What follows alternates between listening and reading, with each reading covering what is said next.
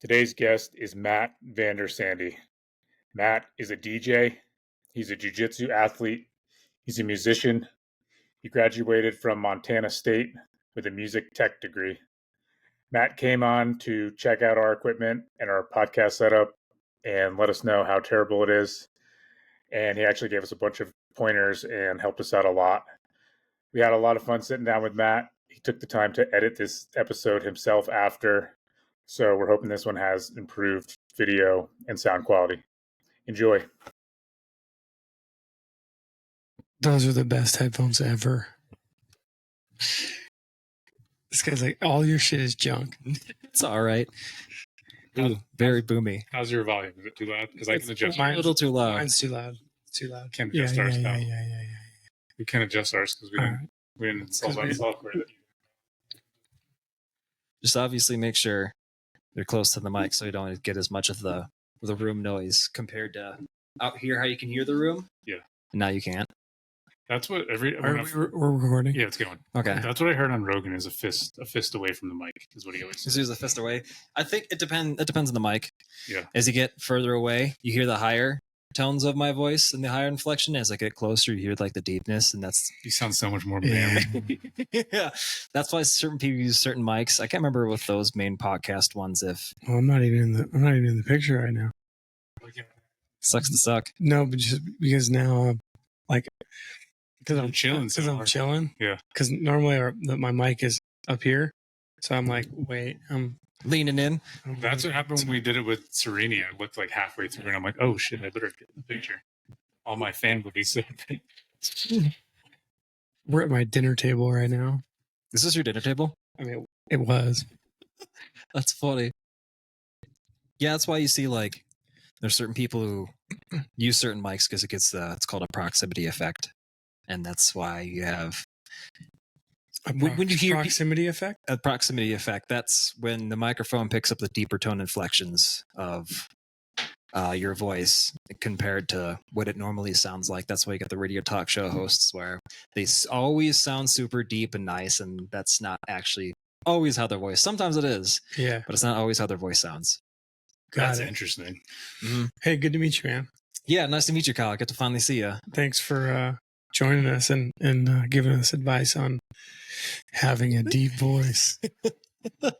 However many pointers, and then once I leave, you guys are like, what was that one thing he said about? Yeah. I don't know. He said so many words. Like I tried to talk to Matt. I'm like, oh, I like, I would have to like look at the EQ and like see where their microphone responses and all that stuff, and then see if they use the gate because they cut off the certain volume. And when the volume comes back in, when the tone comes back in, and he's like, I don't know what you're saying. That's why we got it all recorded.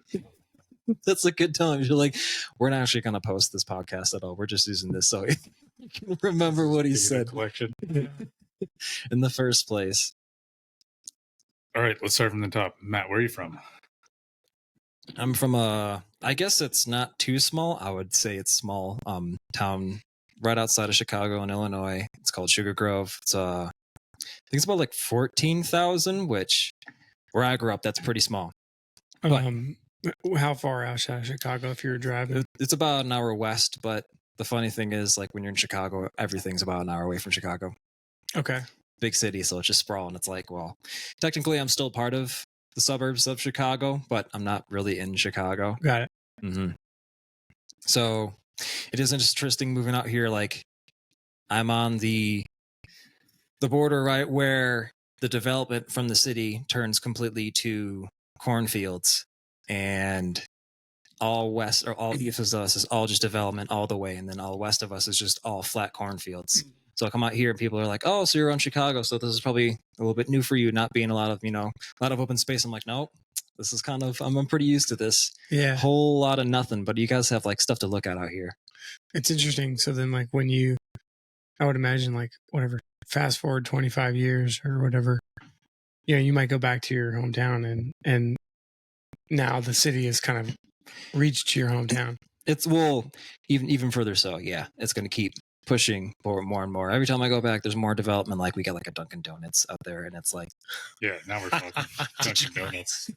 And this is like where we got food was like some like greasy, small, hole in the wall place some fat dude would like just make like random ass shit. And he's like, I made a new sandwich called the Kevin. And you just put like 4 chicken and then a burger on top and shit like that. But now like we're getting all this other development. But you would drive like, I don't know, 15, 20 minutes down the road and have like pretty much whatever you want in all these different towns.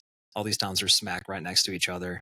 The one next to us, Aurora, is like over, it's like 120,000, I think. And then there's a few other ones, all above 20,000. So we pretty much had almost everything at our disposal. And that was one thing too, coming out here is like, oh, we're pretty limited on where we get our things and where we get our food, and quality also is another factor out here where you're like, oh, the quality of food at some places aren't nearly as good as others too as well. Sure. Mm-hmm. What year were you born? 95. Okay. So I'm like right on the cusp, technically, of being a millennial and Gen Z. How do you feel about that? So I think I can attribute my older brother to being more on the millennial side than being like a Gen Z person. So technically it ends at like 95, 96. And my attitude about if you're a millennial or Gen Z, it's more of your attitude towards, I guess you can say, how you're consumed in like social media and certain trends.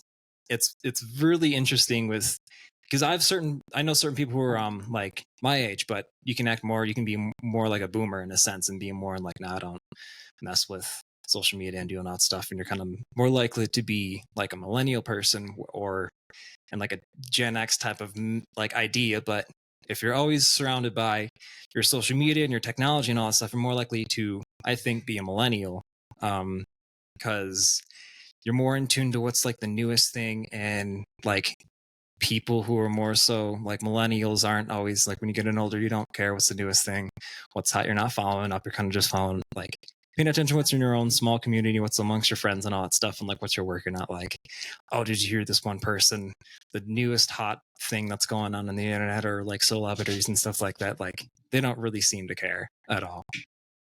I think that's why sometimes it's like hard to tell people's age. That's when definitely me. I don't like, I could care less about any of that stuff. I don't even know how old you guys are. Can we dive into this topic real quick? Hang on, so you're 29?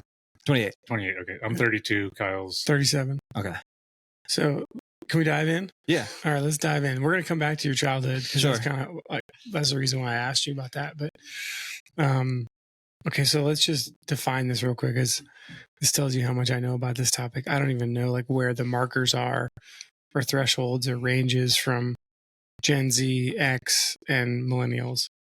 So let's obviously the boomer generation, and my parents were like right on the end of that. So shit, I think that's like late 60s and the 70s. Okay. And then Gen X, I'm pretty sure, is maybe about like at 15 years. And then, but like millennials is like a pretty big year gap. I mean, you can use Google right now to like look it up if you really wanted to. Yeah. But I think it's like 80s. I think it's 80s to like 95 is millennial, maybe a little bit. Maybe so like 1980 to 1995 is like a millennial. Is a millennial. So that's okay. I think that's a generation that grew up like with technology as it was starting to be developed. Mm-hmm. Which is funny too, is because people like growing up, you knew when to stay away from things online, like online bullying and whatnot. Like when we were getting taught in schools like that, I always felt that this was like, I already know this. Like online bullying, but like don't believe everything you say online. It's like, yeah, you're like, duh. Yeah, people shitpost, but like nowadays, maybe if it's because you grow up with it, that you're already so like you attach yourself to it so much that it's hard to separate what people will shitpost like just for fun, just for shits and tits. Like it doesn't even matter. Like, but like when we were growing up, like this, I don't know this person. This doesn't mean anything. You're not saying it to my face, but like people have grown such like an attachment to the identity of what, like when you put your profile online, people have such an attachment to that profile. So when other people online criticize it, like they're criticizing you. Yeah, I think that's like another problem. So it's really interesting. It's interesting that brings up a thought. I guess it was about 6 years ago now. I went on a vacation for, I don't know, a few weeks, and in Panama, and we met some folks from Germany that they were hanging out at our hostel, and one of the guys was interning at Instagram at the time. Interning at Instagram. He was interning at Instagram. It was 8 years ago? This was about 6 years ago. Okay.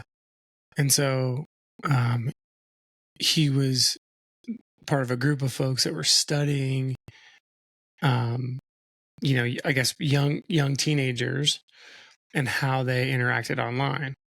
And so it was interesting that teenagers would create like 3 or 4 different profiles, and each profile had like a different brand, right? And so I'm like the cool guy brand, and I'm like popular kid brand. And then there's like I'm like the nerdy kind of guy brand. And then there's like I don't know, maybe it's just a jock only brand. And so these kids would like subconsciously create like 4 different identities, right? And what they would do is and this is like they thought at the time was like this is all subconscious. Now I'm sure some of it was conscious, but we're talking like 13, 14, 15-year-olds that are online. Mm-hmm. And so then they would see which one got the most likes and the most popular, and then they would delete like 2 of them and or just keep one of them, and then they would ultimately like lean towards the one that was most popular. And that's kind of how that shaped their identity. Isn't that awful? That's think fucking wild. That's and think about how awful. like so it's awful, right? Now I'm just going to play the devil's advocate of it, right? So I'll play the flip side of it. Is that it's kind of what we do in real life anyway, right? You're literally allowing random people on the internet to decide who you should be out of popularity. That's awful. Not on your own instinct. I agree with you, but I'm saying like in general in society, you're kind of bouncing ideas off of things anyway, right? In real life. Mm-hmm. And so you find out what works and what doesn't work. So a percentage of it is like what's normal, but I do agree, like that's so crazy that people are doing that, especially at a super young age. Trying to figure like what, but it depends on if they're trying to shape out who they are versus what just gets the most attention. Because I mean, I get everybody's like an attention seeker when you're like in your high school, middle school years and whatnot too, but online attention is a completely different thing than like person to person attention, because you can't get like disciplined really online, but when someone's seeking for attention, you can like get smacked in the head by your buddy being like, dude, you're being a freaking retard. Like, what are you doing? You're being an idiot. Stop doing that shit.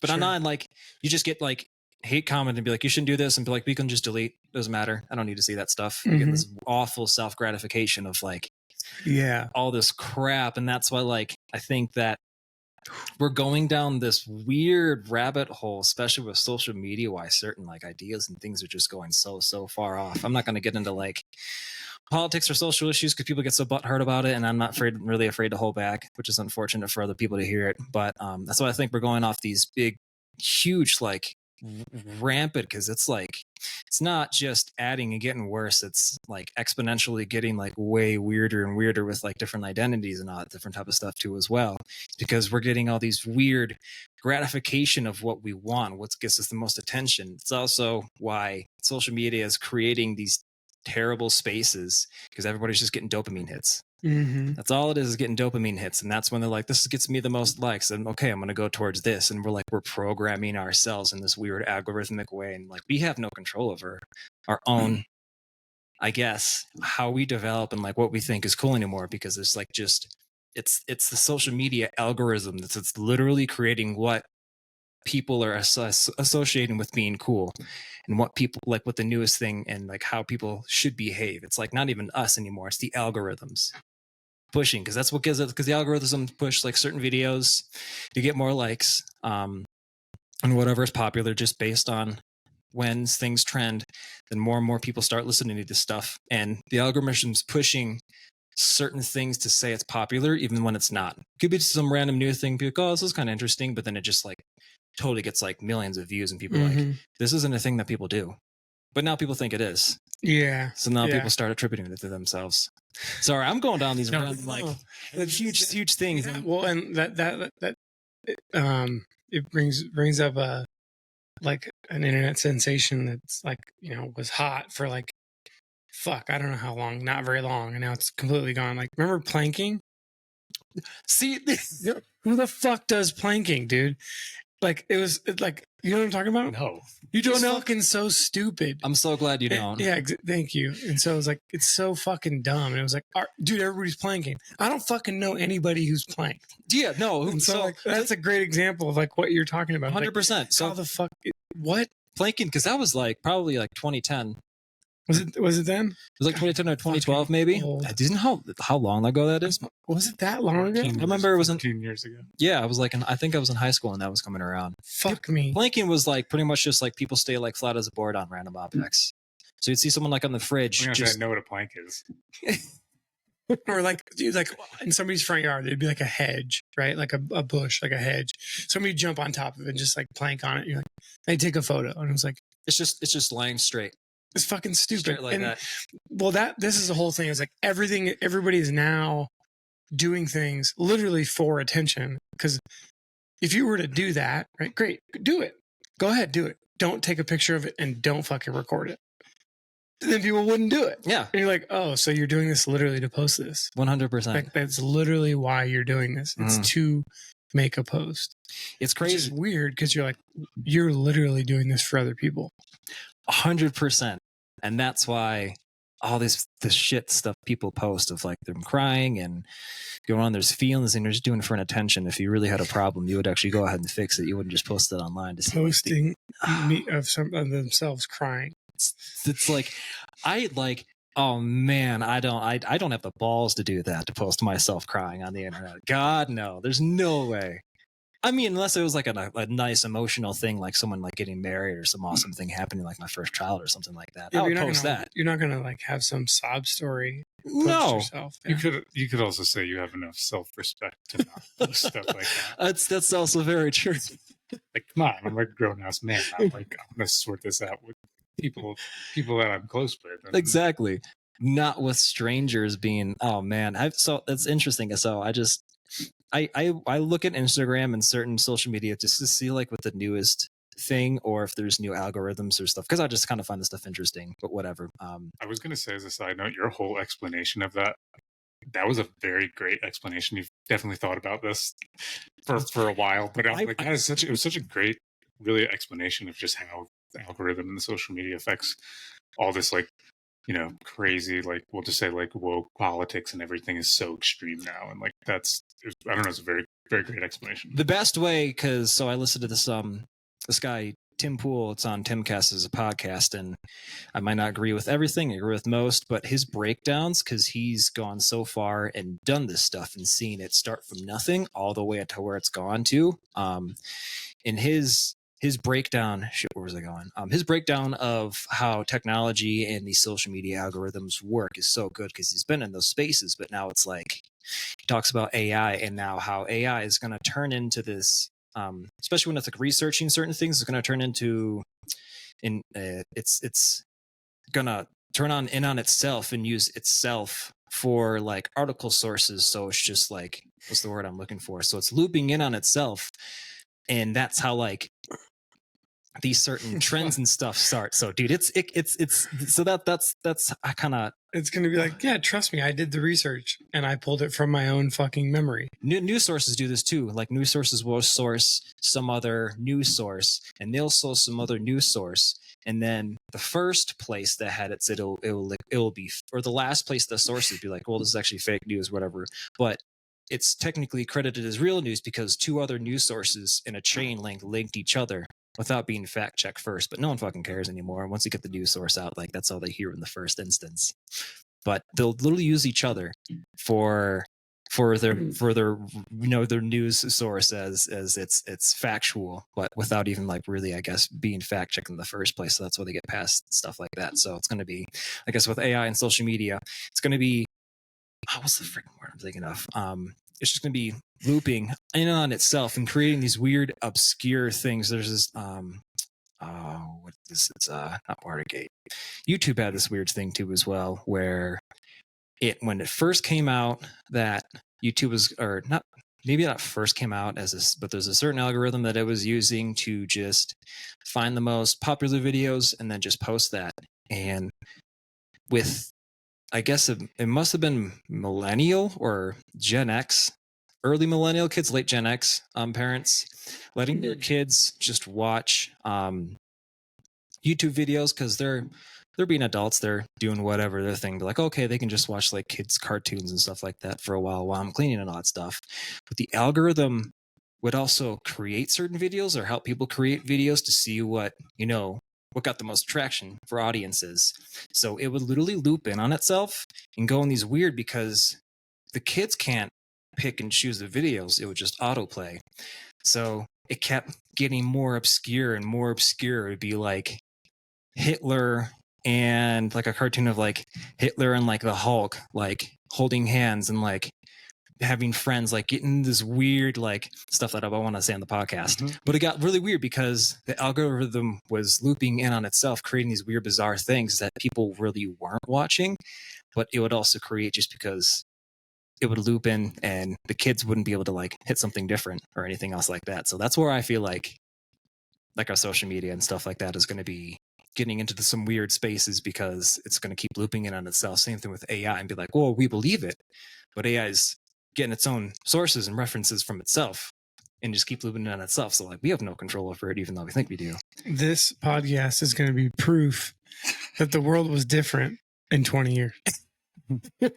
You know what you reminded me of? And I don't know if this is completely true, but people will always say, oh, this weather app that I have sucks, or this weather site sucks. And they'll ask me, what weather do you use? And I use weather.gov, which is NOAA weather. And someone told me this, or I believe that like most of it is sourced from weather.gov. It's like a government run national weather website. And most of those apps take that information from them. So I'm always thinking when people are saying, I'm like, I'm pretty sure they all kind of link from the same thing. They're all getting the weather from the same place, and they just like, they have they look at it a little different. So like, I think it'll be this or that. I'm like, I'm pretty sure the source is the same, and everyone puts their own perception on their weather app. I don't know how true that is, but you reminded me of that with the news stories of like everyone's saying this came from here and here, and it's like, no, this was like, it really all came from the first place. And then 10 people wrote news stories about it, and now those are the new. But then that's what the news actually is, because that's what everybody's saying now. You can spread lies. See, I don't. There's like a saying, you tell a lie enough, and then it becomes true. Yeah. That's really what they do. It's nuts. What I was going to say 5 minutes ago, that especially with like Instagram, and I guess it's Facebook. They have personalized algorithms that keep showing stuff that you are more likely to react to, not specifically positively or negatively, but more things that will make you attracted to and get like in a more emotional engagement. So I did see this one thing. What the video about wasn't important, but this person said that she was next to like her boyfriend or whatever, and they both literally looked at the same video, and each person had completely different set of comments shit up front. And the first one was like, you go girl, like, you screw that person, you don't need him, that person, you can always find someone better. And then the dude's videos would be like, dude, that person doesn't respect you, brothers got you, homies got you, like, you don't need that shit. So it's like, no wonder why there's this battle against the sexes, because social media, like the top comment is different per the person that's watching it. That's really interesting. Everybody's got their own algorithm to keep them on. Think about in 5 to 10 years how bad that can get when we're not in control of what we actually see, what we think it is. Yeah. Stuff can get really bad. I mean, since like, I guess like I lost a lot of friends like early age, middle school, and then I slowly started getting back in high school. But like when I kind of lost a lot of friends, kind of take a step back and start like having a different perspective, because like, I didn't have people to talk to. So like, what do you do? Just kind of watch and observe. Once you're able to like take that step back, that's when I saw like how much social media really took away from people in the social interactions. That's when you say like sitting at a table with a bunch of like different friends, you can see like a different, I don't want to say a different generation, but you kind of can when you have a bunch of friends and who has their phones all out and who doesn't.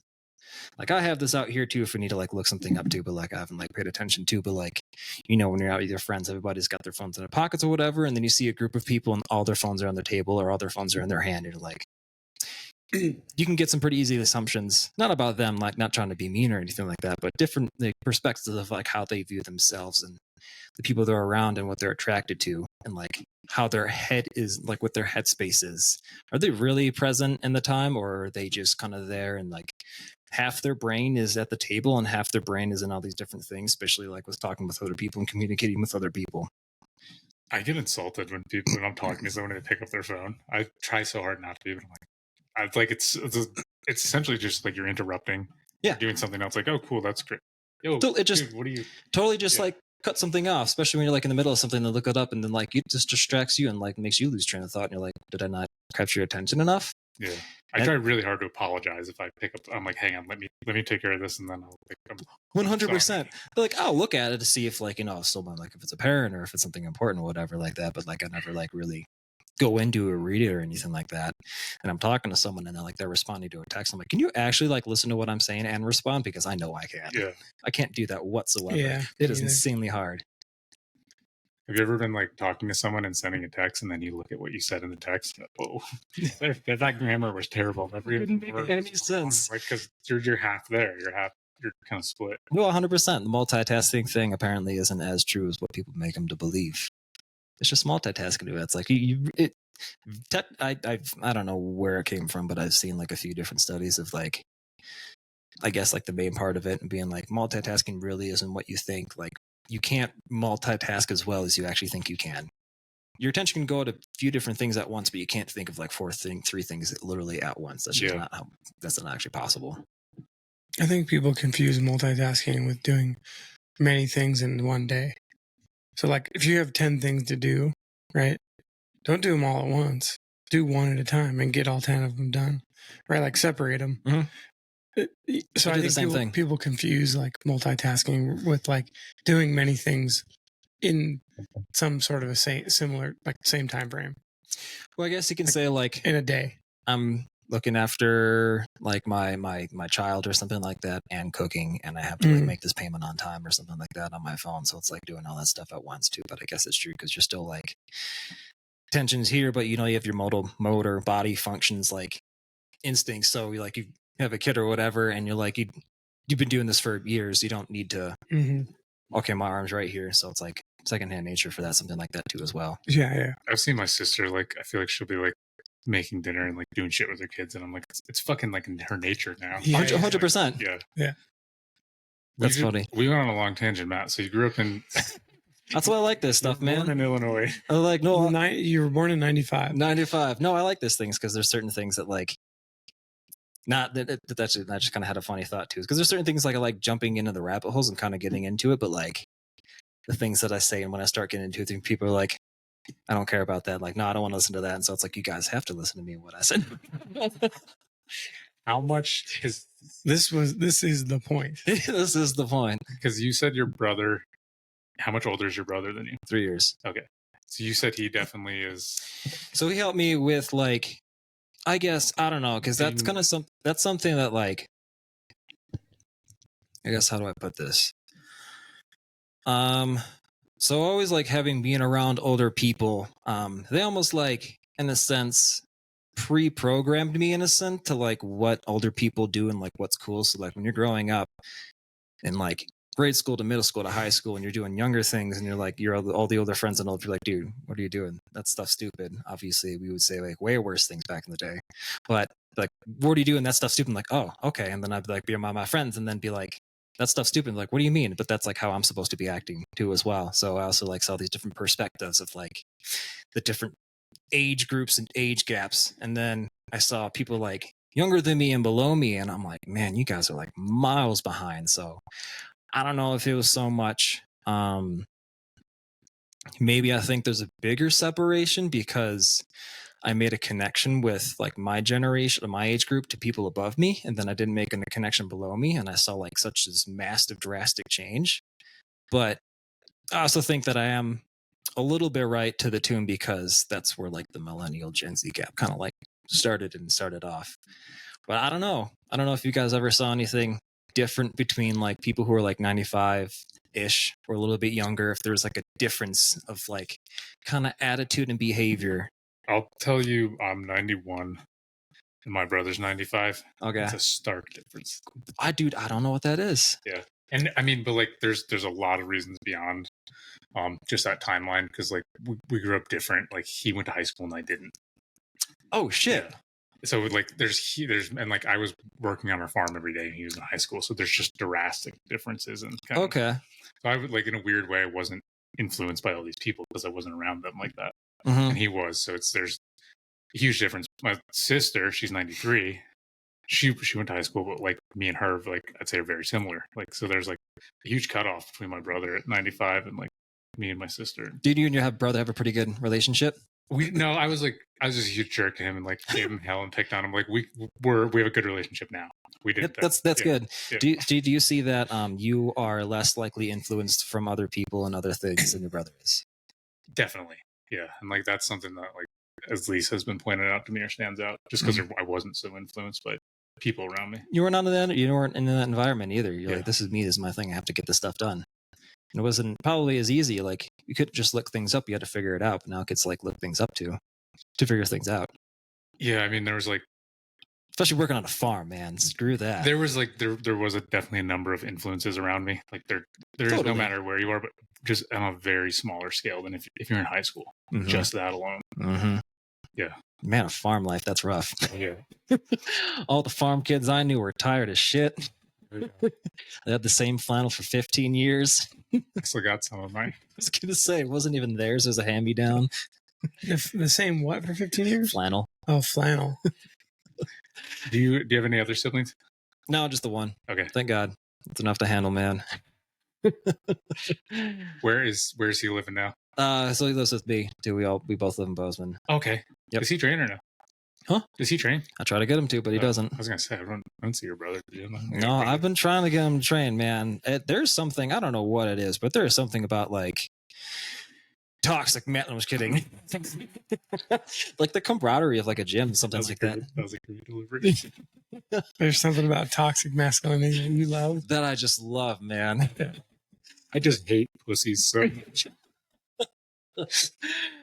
Last thing I want to be is a Sally in a day of the day like this. There's something like just training with a bunch of homies. I don't know what it is. You can say homies are just a bunch of other dudes trying to like better themselves, and then actually seeing other people like try and better themselves, and then you get that little bit of encouragement or being like, you're getting better. And it's like, that's more of a gratification than when you like win something, I think, because you're getting like a good fallback or a good feedback from your peers. So I don't really see any other environment. Maybe it's just, I have heard it as like just this gym. Talk to other people at the gym and being like, there's no other, like they've trained at other gyms and like they don't see any type of like community, I guess you could say. Mm-hmm. Good community and like friendship amongst the people who train there. Than in any other gyms. Some other gyms are just like you go there, train, you get out. This one, I've heard that from several people, like guys that are black belts at our gym and all the way down. And part of me is always like, yeah, we're all obviously biased. Like, I'm sure everyone says this about their gym, but I don't know, maybe not. I'm not sure. That this is a certain thing I've heard too as well. That's what I mean. I don't want to put words in Kevin's mouth too, but he's like, no, this is a good community. You guys got a really good thing going here. I mean, I'm assuming there's a reason why he likes to train at this one. And he's trained like all over the world. Yeah, that's interesting. I mean, I bother him all the time being like, man, I can't tell you how awesome it is to have you here and like just be a part of like our community and be here with us, because you can be anywhere you want, but you chose to be here. So I really appreciate that stuff. Like, here comes that fanboy now. Get the fuck out of here. Let alone like I've seen like highlights of his fights, but I don't know shit about his career at all. Yeah. I just know he's a Muay Thai champion. Yeah, I don't either, to be honest. Yeah, but he's a good guy, and you would never know. I've listened to him on Joe Rogan, so I'm like, yeah, I know who he is. Mm-hmm. Mm-hmm. He's got the little bit of like that thing in his eye. I see that like in his eye, and I see that in like Gage and Ty, where they got that little bit of killer instinct. And I'm like, man, I want to turn you off in any type of way. Screw that. Yeah. Turn into an animal real quick. I don't want any part of that. But with the gym, like there's, I don't know, it's just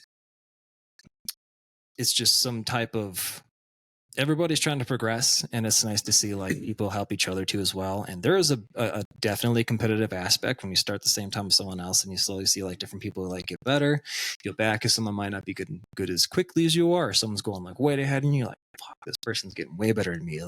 But it's still like I don't see any like really hostile feuds amongst each other. Mm-hmm.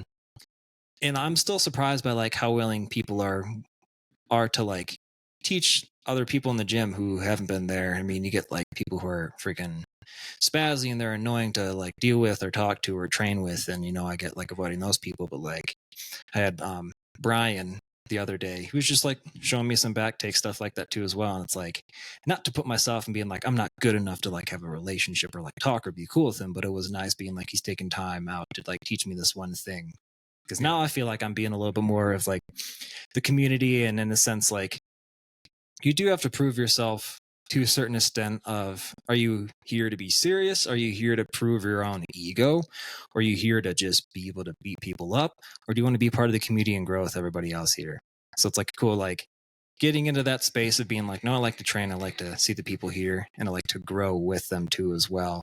And that being started to see, like, be accepted in the jiu-jitsu community, I guess. I feel like you kind of go through all those steps, like those phases that because you like at first you're walking, you have no idea what to, like, you are just trying to like prove yourself or find out how quickly you're going to get fucked up, and then like it goes through this whole progression that I think ultimately never ends. No, it just keeps evolving, which I think is cool too, because it's like it's definitely a journey, and I do think it unfortunate when you see like people file out and stuff like that, because people go so hard, and that's why I can't believe I forgot his name. Who's the guy who came through to our gym again, the seminar? Oh, Lovato, yeah. That's why I asked him that question too as well, because I do see a lot of people like train hard and then drop off, and then they'll come back for a little bit and then train hard, drop off, and it's like, in what it really made sense what he said, because sometimes people don't get the expected outcome from training. So if you want to be a good fighter and you're not winning all this time, or you're getting beat, or you're not as good, and like your ego starts to get damaged, so you stop going because your ego can't handle it, because you got to be vulnerable in a sport like this. So it is unfortunate when you see cool people and like good people who train really hard or like go there, but then they start drop off because God knows what. But this is more of like, I'm still a wipeout, so I can't be like, this is my life, this is everything. But like it is, I mean, I've wanted to do it for a while, but it is nice to kind of be in this growing environment amongst a bunch of other people. Obviously, it's not only men; we got women there too as well who can still kick my ass. Whatever. No, be a part of that growing environment. Still see people like, no, you're getting better. You're getting better. And Gregorian is freaking Ukrainian voice. You're getting better. You're getting better. That was so much more Russian. I wonder if that's an insult. I have no idea. The thing I was thinking when you were saying that too is, if your ego is getting damaged because you feel like you're not getting better, because everybody else in theory is progressively getting better as well. So it's not like you're just going to get better and everyone else is going to stay stagnant. So that's the hardest part too, is you got to get better than everybody else they're getting better. Yeah. So I think you just figure them out and they figure you out. You used to train too, right? I did. What happened, bro? My ego got in the way. That's fine. I mean, you get to a certain point and you understand it too as well. But if it's like you come in and you're like, no, I'm still tough. Like, but I don't. I'm definitely not tough. No, Mike said when we were talking about this, and he's like, some people I talk to and they just like have a completely normal life and everything's normal, and they like don't think it sounds fun going and getting strangled and trying to beat people up every day. And I'm like, I don't get that. That's weird that people don't enjoy that. There's something like, I don't want to say my life was insanely easy. It wasn't, everything's based on perspective and stuff. And always someone has it better, and always someone has it hard. But now it's kind of like, I try to make things kind of hard for myself in a sense, because you need to like go through struggle to get better as a person, physically and mentally too as well. And right now it's like not too hard. I've got a pretty, I want to say easy. It's pretty, to me, it's pretty easy. There's some tarps that kind of just, make you want to like pull your hair out ish, but like pretty easy job, pretty easy life. And I feel like I need to go through things that are like tough to make me better and get better as a person. You don't just age and then just get better at everything. You got to go through hard things to get better at. So this is one of the things. My joke is like, my life's too easy, so I got to make it hard for myself. Yeah. I think if you don't, then like you'll like start looking for problems and then run into all kinds of trouble in places that you don't need to be. Yeah. Man, is that not a reflection of our society right now? Freaking looking for problems where they don't exist, man. It's crazy how well of a society are we when we have like the smallest insignificant problems that really people are so offended by. It's kind of sad. It really is. Perspective on other people in other places, and like, man, so there's this other, there's an idea I've been dancing with. Dancing. I don't know why I said that. We're only thinking about So people say that you're not supposed to compare yourself to other people. Do you guys agree with that statement that you shouldn't compare yourself to other people? I think it's contextual, right? Like where, in what circumstances? I mean, people's like, well, you know, this person's better than I am. This person's way, you know, you see these people like, man, look what they're doing. Like, man, that person put hard work. Look what they're doing. Like, what am I doing? I think of it. I guess you're like, wow, this person is 6'4" and I'm 5'5". Like, obviously at that point, like that's just the reality of things. But like comparing yourself to other people, it shows like a level of standard of where other people are at and maybe where you can be at too as well. But like when I compare myself to other people, I'm like, man, look what that person's at. What am I doing? Like, I'm so far down here and I really need to keep getting at it. I think that kind of pushes me to keep getting further and progress to whatever I'm doing or whatever I'm studying or whatever my hobbies are. But I think it gives you like a certain level of standard to where things are now.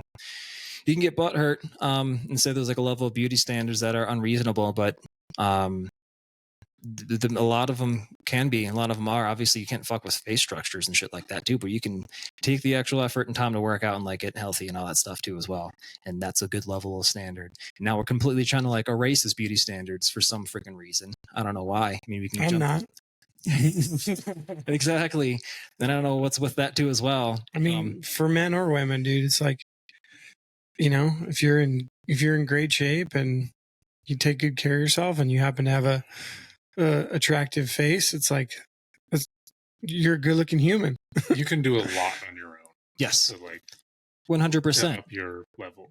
I don't know. I don't mean to be so cynical, but it's like, there's a better term that I want to say for this too, but like being people who say like you shouldn't compare yourself to other people, being like, no, I don't know, because I think I've heard certain people who go to therapy, and but both my parents are counselors, so I'm not knocking on that at all. But like, people who have gone to therapy, like you shouldn't compare yourself to other people. You know, it just makes yourself feel worse than other people. I'm like, that's just like the most like self-masturbating your ego as it can be, being like just giving yourself excuses in a sense. I'm not trying to be like, what's that? Oh shit, the guy that was in Transformers, let's go, or whatever. Do it. I think it makes sense to compare yourself to people that are, you know, somewhat related to you. What I mean by related, I don't mean like by blood. I mean like relatable. Well, like socioeconomically. No, not even that. I'm saying like you're playing a sport, right? And you want to be the best, right? It's a competitive sport. Well, guess what? You have to compare yourself to other people. And so like there's 10 of you in I don't know, there's 10 teams, right? Like those group of people are made up of 10 teams. And so it's like some team's going to win the championship. And so it's like if I'm a shortstop, right, I'm going to compare myself to the other shortstops on the other 10 teams. And then I want to be the best shortstop on the best team.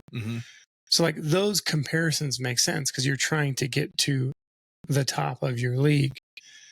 I guess my big point was like you're setting a standard and you see a certain standard to where things can be and where things are. So when you compare, like I said, especially even like on the internet, like obviously there's, like I said before, the beauty standard that people are trying to destroy too as well. And people are taking steroids and all that shit too as well, but you get to see like what things are. If you're in like the small town, there's not a whole lot of economic things going on, not a whole lot of traffic, not a whole lot of support, and things aren't going too well, and you're like, wow, well, this is the best that we can do, really. And then you like get to see another town or like use social media and see these thriving places, and you're like, oh shit, people can be like that and people can live like that.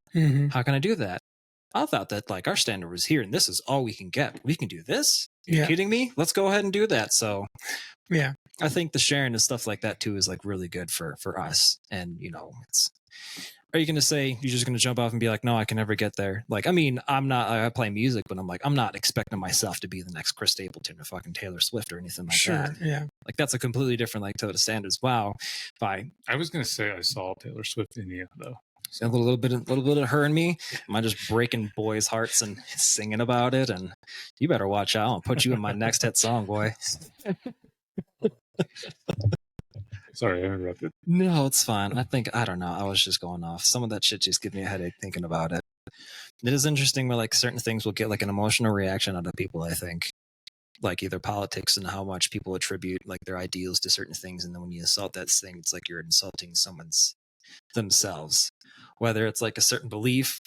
It could even be like like an athlete. It can be like a musician. If you insult that person, it's like people feel like you're insulting them these days.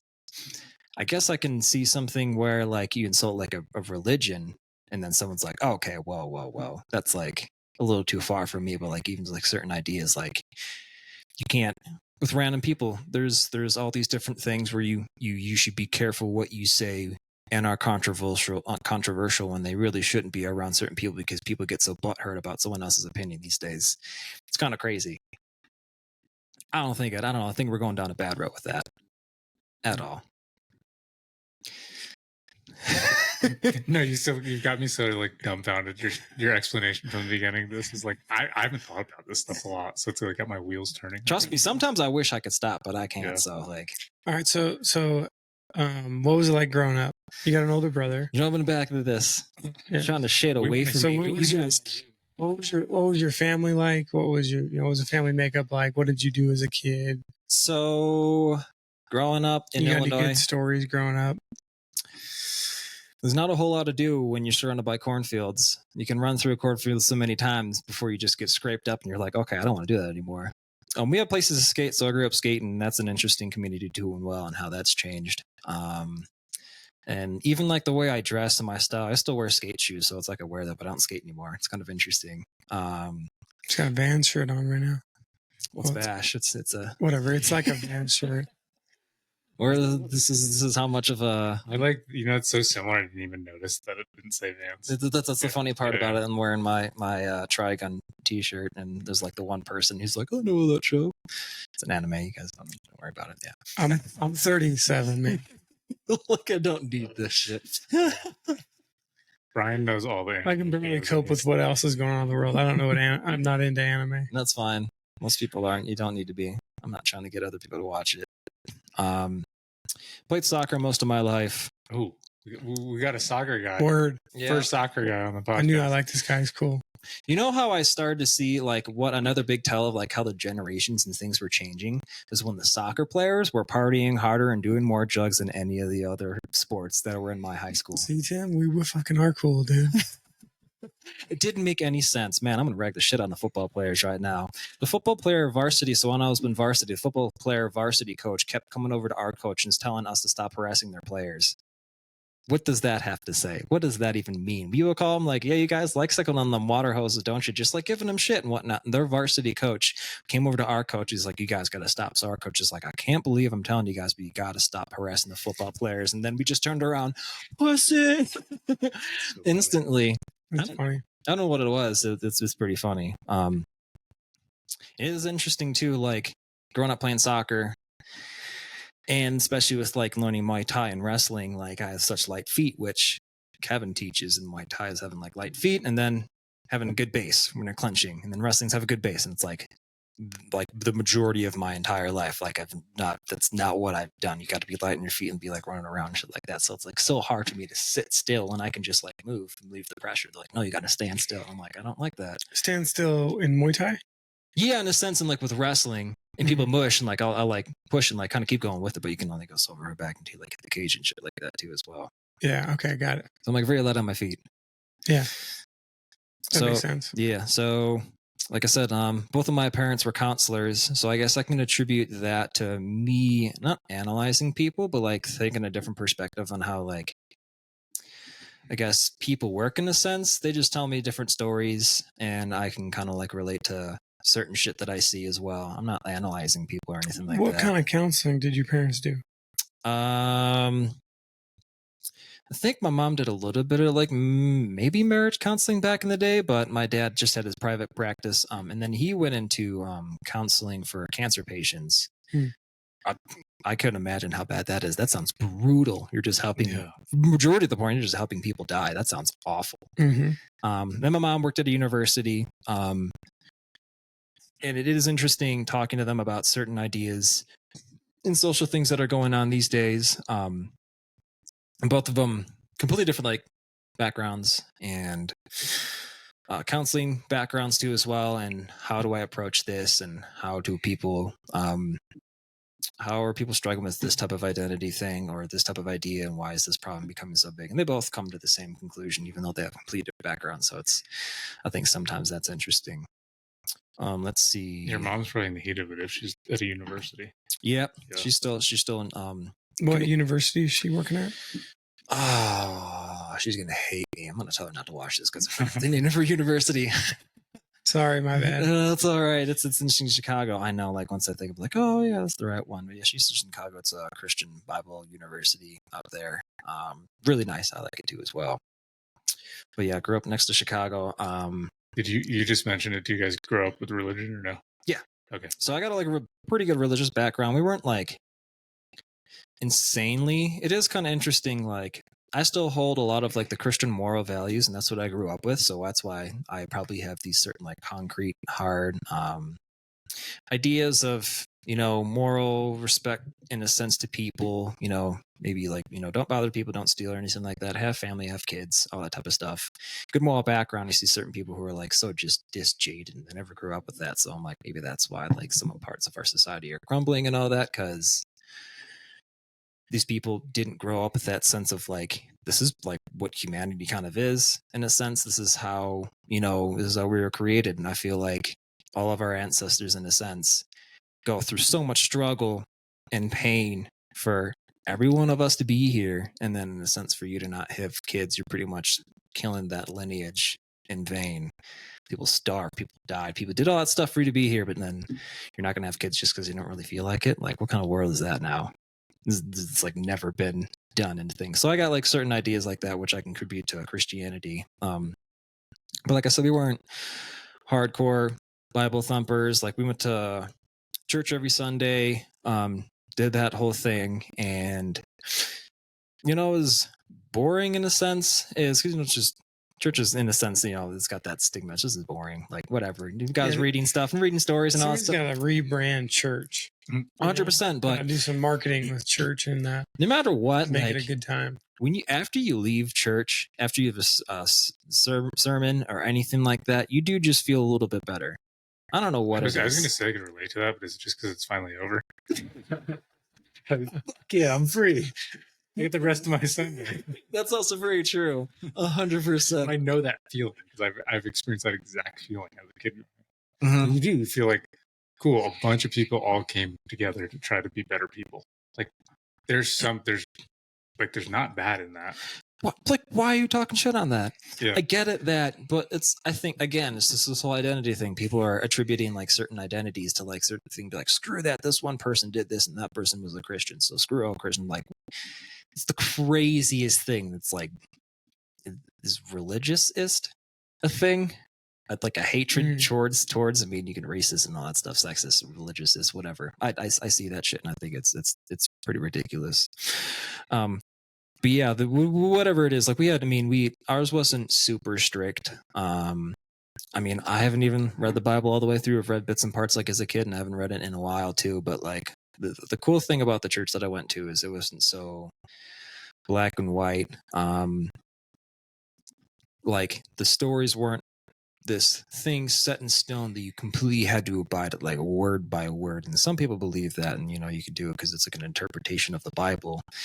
Not everything, like certain stories mean have a moral, you know, lesson behind a lot of it, and you can take a lesson from that, but like you don't need to take it word for word because sometimes that gets a little ridiculous. So the cool thing about the church that I went to is back then you could say it was a progressive church, because they would take the moral of certain stories and stuff like that, and how could you implement that like in your real life? And I think that's like the basic essence of like the best. Like if there's any way to improve and take anything from like stories in the Bible, I think that's probably the best, simplest way to take the Bible at.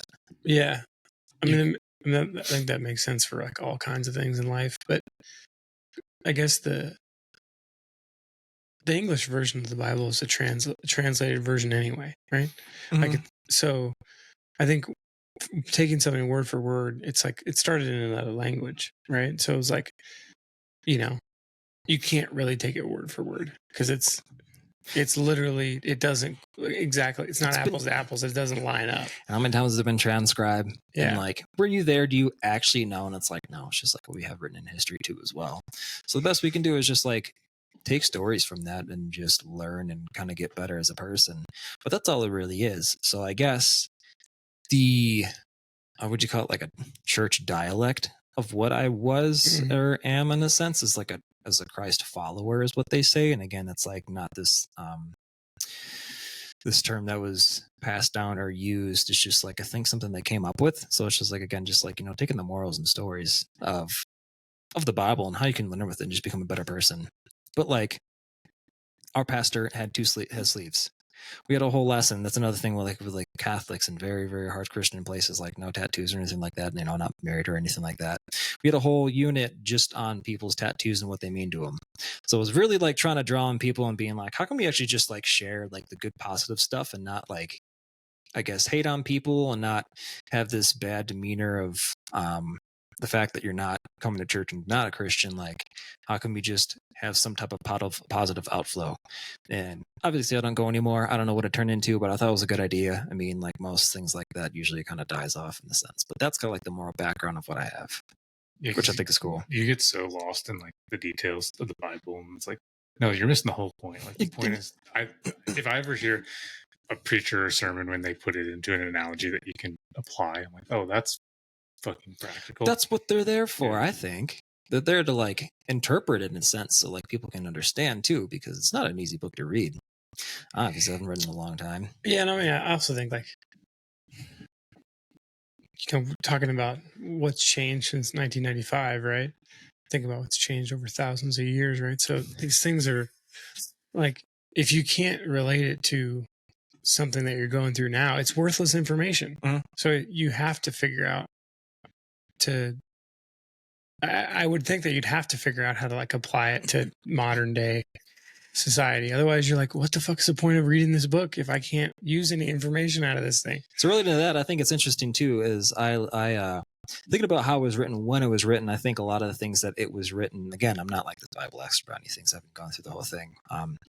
That it was written back then for people to understand. So think of like, because people believe like, I don't know, I think that's only if you're a super hard Catholic Christian, you don't think the world is like the planet is like if you're gonna say the world is flat. No. The world is like a few thousand years old or 100,000 years old or whatever, compared to like a million or a billion or however things. But it's like, I think that's how people back then were able to maybe possibly understand. So like when there was like created in like 7 days or whatever they say, like, I think that's just a story for people to possibly understand of back then how it could have been created. Again, translation, it can be totally different, but like back then, like what is this outer space thing, technology, or like thousands, millions of years? What is, I don't even know what that means. Like back then, be like millions of years, blasphemy. That would have been like the most outright rejection of any ideas back then. So I think there's like certain simple things that people back then, in a sense, would be able to understand. But then again, they could have been way more intelligent than us now. We're just like demeanoring them in a sense. I mean, they probably were way more intelligent in certain ways that we just don't know about. 100%. Okay, I don't want to talk about church this whole time. I'm going to be right back. You guys need anything? No. Okay. I have to take a piss though, so I'm going to be right back after. You're just going to cut this out? No, we can keep talking. Cool. Forget about Kyle. We don't need him for a conversation. We don't fucking need Kyle. Screw you, Cap. That was good. So where were we? Football, soccer, high school. Growing up next to Chicago. Oh man, that place. What was it like there, man? Or like your folks are still there? My mom still lives in the same place. My dad moved up to Wisconsin. Even like two different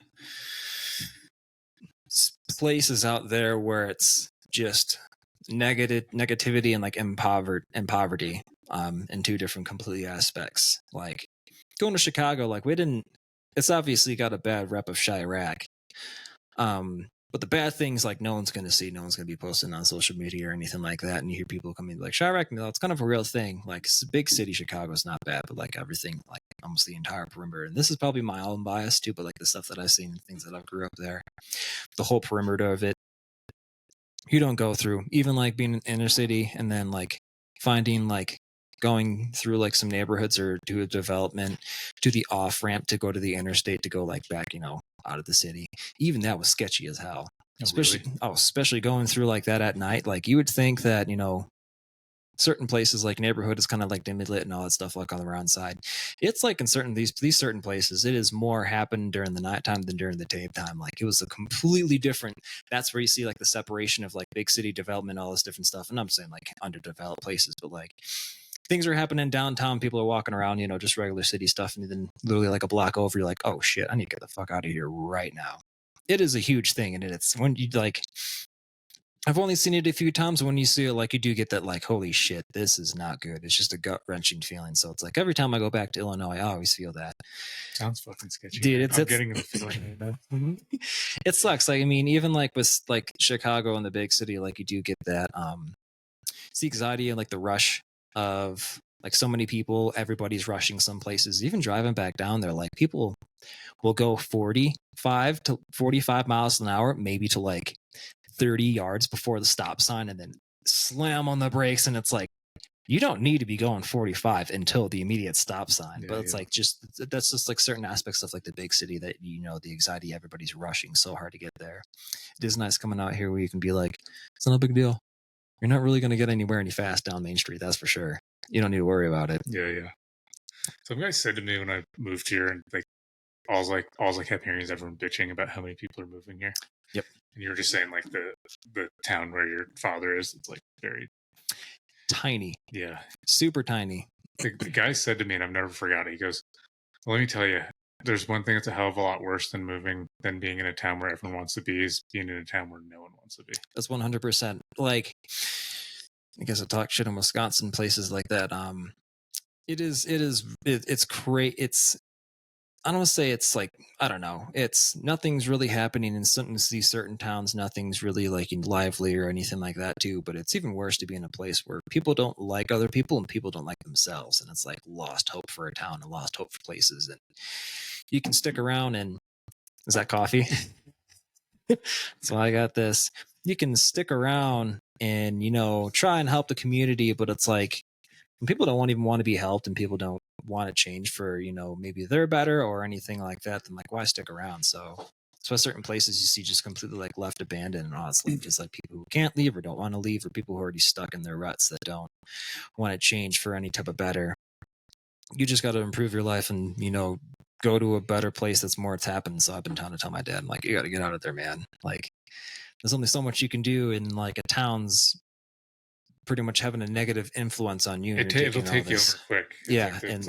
It sucks. Yeah. That's why it's so hard to like leave this place, because there is like a positive, lively, although everybody bitches about like the housing market and how expensive everything's getting and whatnot, there's like a positive, happy, like bit of community that's still here.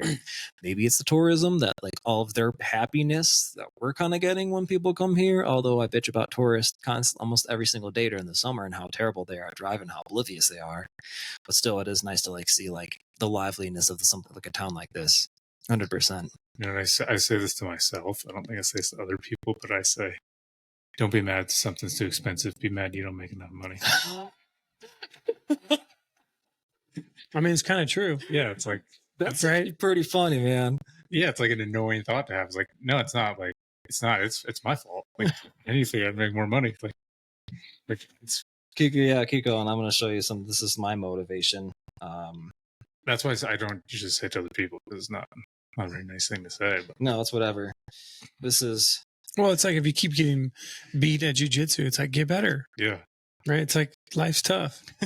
This is what I think to myself whenever I need motivation. From Friday. I don't know if I've seen that. What do you got? Have you seen that guy? See if it goes straight up. Oh, okay, yeah. Is that Debo? Yeah. That's little. That's awesome. That's perfect. That just reminded me of it. Yeah. Same thing. Like, man, I don't want to go to jiu-jitsu. If I want to go do this and this, they so quit being a bitch and come on. I'm like, all right. That's also part of like, I guess being an adult, being a man, being like, you got to do it. You have to do it. It's a part of toxic masculinity. 100%. Bring it on, baby. I got a piss now. Nice. Dude, where did that even come from, man? I hate it so much. What? Toxic masculinity. I mean, I understand where it came from to a certain extent, and it's kind of like how easy it is, and there's this whole attack on toxic masculinity and what it means to be masculine, and then it's another conversational rabbit hole that is long, and I don't know all of it about it, and but I see certain aspects, and I don't know if we really need to go down that thing, but it kind of we kind of need that bit of like, especially for like a family, the world's not nice. It's not an easy place to live in. This place is pretty nice, although there is crime in a sense. Obviously, with the bigger growing city, crime is going up, but it's like petty stuff. It's nothing too bad. You get like, it is kind of weird randomly have like random shootouts like in Belgrade and around here that you see. It's not that bad. I mean, but especially you can like compare to like where I grew up with, where it's just a weekend thing. You see, if you Google, like, again, I didn't live in Chicago. I was on the outside of suburbs of Chicago. We always, obviously, with such a big city like that, in a cultural hub, we get like a lot of, it influences a lot of things on the outside. So I did grow up next to some of that stuff too, as well. Yeah. It's close enough. Yeah, but any random weekend, every weekend, just Google shootouts in Chicago, and it's every single weekend. So coming out here, and I'm like, this place, there's like, the only place that I really wouldn't feel comfortable walking at night is a trailer park, because some that's gonna like bother me for some change or some shit like that. Sure. But there really isn't any place around here that I wouldn't feel comfortable walking at night. Right. Maybe some farm person's way out there own property because they have private property, and private property rights are like pretty strict here. They can but you wouldn't be walking on their property. No, in the first place. Absolutely. Yeah.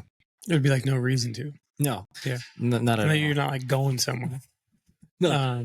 So that's a good point. Like I think it's just interesting to people who grew up here. They don't understand how nice and how safe this place really is. Oh, it's super safe. It's crazy, especially with like having gun rights. And I had some friends that stayed with me here in this house. I'm not going to go into the whole story. It's like a funny, stupid kind of. The ending of the story became like really funny at the end of the day. I had just left the house, and so they thought somebody had come in the house, and so they called the cops. Right, the cops literally, from the moment they called to the moment they knocked on the door, was less than 3 minutes. That's insane. And so I'm like, they didn't have anything to do. The Bozeman cops didn't have anything to do. And by the way, the town's small enough that like they got here in 3 minutes. Like, that's really good. That is really fucking good. Crazy, dude. Like, what? Like, that's like, insanely good. That is so crazy. From the moment she placed the call to the knock on the door was 3 minutes. I was like, that's fucking crazy. I guess shout out to Bozeman police. Yeah. For doing that. Although not everybody likes everybody over there, but still, it's nice that they still respond that quickly. Well, it's real nice when you need them. Yes, 100%, right? Like, you don't like them when you don't want them, but you're desperate when you need them. Anyway, 100%. Bozeman in general is super safe. 100%. It's, I don't know. I guess do you think you can contribute to like? I guess it's a pretty wealthy town. Obviously, we're very heavy on gun rights and gun availability too as well. So they say an armed society is a very polite society, and I'm not like this big. I mean, I'm a gun advocate, but like I don't dive so far into all the laws and all this different stuff. Like I'm kind of new in the sense I grew up with them too as well a little bit. And we're gonna make a joke. I'm like, yeah, and all the ones I grew up with were illegal because I grew up in Chicago. No, but like I grew up around them. But it's nice, like everybody around here, majority like are armed and very, very safe. And then you get to see a bigger city like that too, where it's insane. Do you know what a FOID card is? No. Exactly. You have to apply to be able to even legally own a gun in Illinois. And even that takes months. And then certain places you have to apply. I think it's New Jersey. A handgun or any gun? Any. Wow. Like a rifle? You have to apply for it. And there's certain. You're in the state of Illinois. Yeah, there's certain things where like there's like hand-me-down, like grandfather laws and hand-me-down laws. It's called a what card? FOID card for you to be able to have one, and then you can obviously you can apply for like a concealed carry and a carry permit and all that stuff too as well, which is very common. But even like in certain places, like I think it's New Jersey, you have to apply to have a firearm, and you can even get denied. You have to have a good enough reason to be able to carry a firearm. And for certain people, like I've seen certain people live in certain places on the internet, and these are people who I follow. And they say that their reason for carrying a firearm or needing an firearm wasn't good enough too, and you have to do this all through like the police department and like your local county, I think it is. And even like the reasons, you have to give it good enough reasons, and like these commentators and people who do news stories and journalists say, yeah, no, I've had death threats, and even like they'll get denied and being like, no, that's still not good enough. And it's like you're literally depriving people of what makes a community and what makes a place safer. I don't know what this place would be if the gun laws were way more strict, if it was way harder to be. I guess it wouldn't be what it is, but barely anybody lives here in the first place, so I don't know why it would be. Yeah, it's almost, I don't know if like a state or a place just sort of has like, maybe this makes no sense, but like it just sort of has an energy to it anyway. Mm-hmm. Like Montana, like, I mean, I guess you could say Billings might be a lot different, but it just seems like Montana seems like a very safe, but like, yeah, just kind of armed, safe. You're in the West. But it's also the same thing, like, and it's because like its population here only really became like having a population became a thing like in the last 10, 20 years. It was kind of like an Alaska society because farmers and ranchers, like they're shooting coyotes and stuff for their livestock and wolves. Mm-hmm. Like that's kind of probably what a lot of Montana was. But now it's like defending against other people. It's weird when you say Illinois because like when I hear Illinois, I think of farm country. John Deere tractors are from Illinois. No, it is 100%. That's why I think like they're so politically affected by Chicago that's the entire state. Which is crazy because there is like very strong conservatism in Chicago and obviously very strong democratic and liberalism and leftism in the city. And I don't really know how much it is anymore because I don't live there. And even like growing up with like understanding politics, like it didn't really matter. When you're a kid, I moved out here when I was 19. Yeah. I was going to ask you that. So you've been here about a decade? 8 years, I think. 20. Well, 9 years. So I graduated in 2014, and then the year after that, 2015, I moved here. So shit, almost 9 years. That's crazy. I don't like that. It's been so you didn't go to school here? I did. Okay. Yeah, this is where I got my bachelor's in music tech. I'm trying to figure out your guys' janky system. This is state of the art, man. State of the art. State of the art. It's so funny. So Tim and I found out that the mics that we have are no good. They work for what you guys got. Which ain't much, folks. Which is funny because like I've seen multiple people start with that. So it's like you see an ad circulate for a certain targeted audience, and a bunch of people like grab the same thing. Yeah, that's why we got all this junky shit. Yep. That's fine. We're going to be getting new ads on our algorithm now. Right. We're going to have nice mics. We start looking up certain microphone brands, and then you're going to be starting getting this different stuff, being like, be like Joe Rogan. Right. Exactly. This microphone. I did take my Alpha Brain today and my AG1, so. Yeah. It's fucking. You're sold, man. It took you over. Case number 1, right here. It was the gym. It did it to me. How can it be more? I haven't done Alpha Brain in a long time. I should try it again. So what did you get your degree in? Music tech. Okay, what does that mean? Music tech. I don't know. Okay. Yeah, that's what $30,000 will get you. So I did like. It's like it's I don't know. I'll gladly talk shit on the university. It's like a very basic thing that you can pretty much like. You had certain I guess equipment at your disposal, which was really good. I guess mainly we were paying for, but we got introduced to a lot of things, and then you go off and like kind of trying to figure it out with what you want to do. We didn't really dive too deeply into anything. The only thing really dive deep into is like music itself, which is really nice. You need to understand, we all had to have a main instrument. Mine was piano, although I'm not like the best piano player, really good at all, but like that's how I understand music. So all the music tech students can understand music, read it, know about it pretty well, but like we're going there for the tech side. And like I know basics for recording, for mixing, and then I know a little bit of what mastering really means, because mastering, when you kind of get taught it, it's like a wishy-washy term, but like pros, people who actually do it, like mastering is a very specific thing. I know a little bit of video editing and putting things together. I know a little bit about sound creation, but half my credits had to be attributed to something different, completely not relating to music. So they're forcing you to pretty much take all these different credits and give money into the university for something you don't want. Yes, it is miserable. I hated that aspect. Hindsight, it's like just like you're forced to take general ed in order to get a 4-year degree. Yep, which doesn't make any sense because it takes 2 years to do for your general ed. Yep, so it's really a 2-year degree. Yes, it really is. My hindsight, I should have just did all of my main core and be like, I want to get all my core stuff out of the way so that I can just do all the gen ed stuff later and then just drop out. So I'd save half the money. I don't think they don't allow you to do that, do they? You can with certain classes. It's not like you're forced. You have to take this. It's all pretty much you have to take these certain classes before you take the next class, which technically you're right because you can't take. There's certain like with how they make the classes, you can't take. You would fill up on classes too quick, and you'd still have to finish a class before you take the next class. So you still wouldn't be able to do it in 2 years or anything like that. But this is what you and I have talked about this about how like. There's a system, right? And the system is like you can't do this until you do this, and then once you accomplish that, fuck the system. Then you'll be allowed to take this next course. And it's like, why did it take me so much time to get from A to B?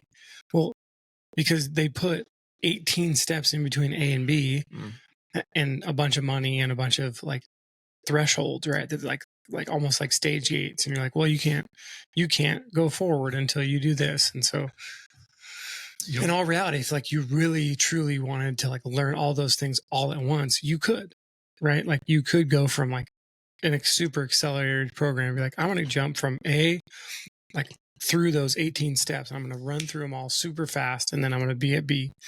And it didn't cost me $30,000. It is interesting and funny how you see at least at the music building, you see people's enthusiasm from freshman year, sophomore year, junior, and senior year slowly go downhill as the years go by. You get all these like very anxious and very happy and very excited, like full of ideas. And it's like when I got older, like through my college years, I like in a sense kind of was like, oh, you'll learn. But that was like, I felt afterwards, I'm like, man, that's so bad and cynical that I already knew how they were going to feel in a few years before they even knew. And like, you get these like, it is a cool thing seeing a bunch of eager students and stuff like that. In a sense, if you're being like realistic at like wanting to learn, wanting to get, the next step and so excited for all this stuff, but then you get involved in the system, and it is a system of the university.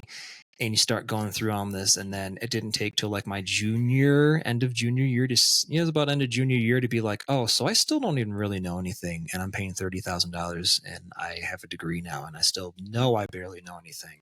So that's why I'm saying it's like an introductory step. At least my degree was like a very introductory step into certain things. And now you can go out into the world and not know anything. Exactly. So it's like, and it was $30,000. 100%, and that's not.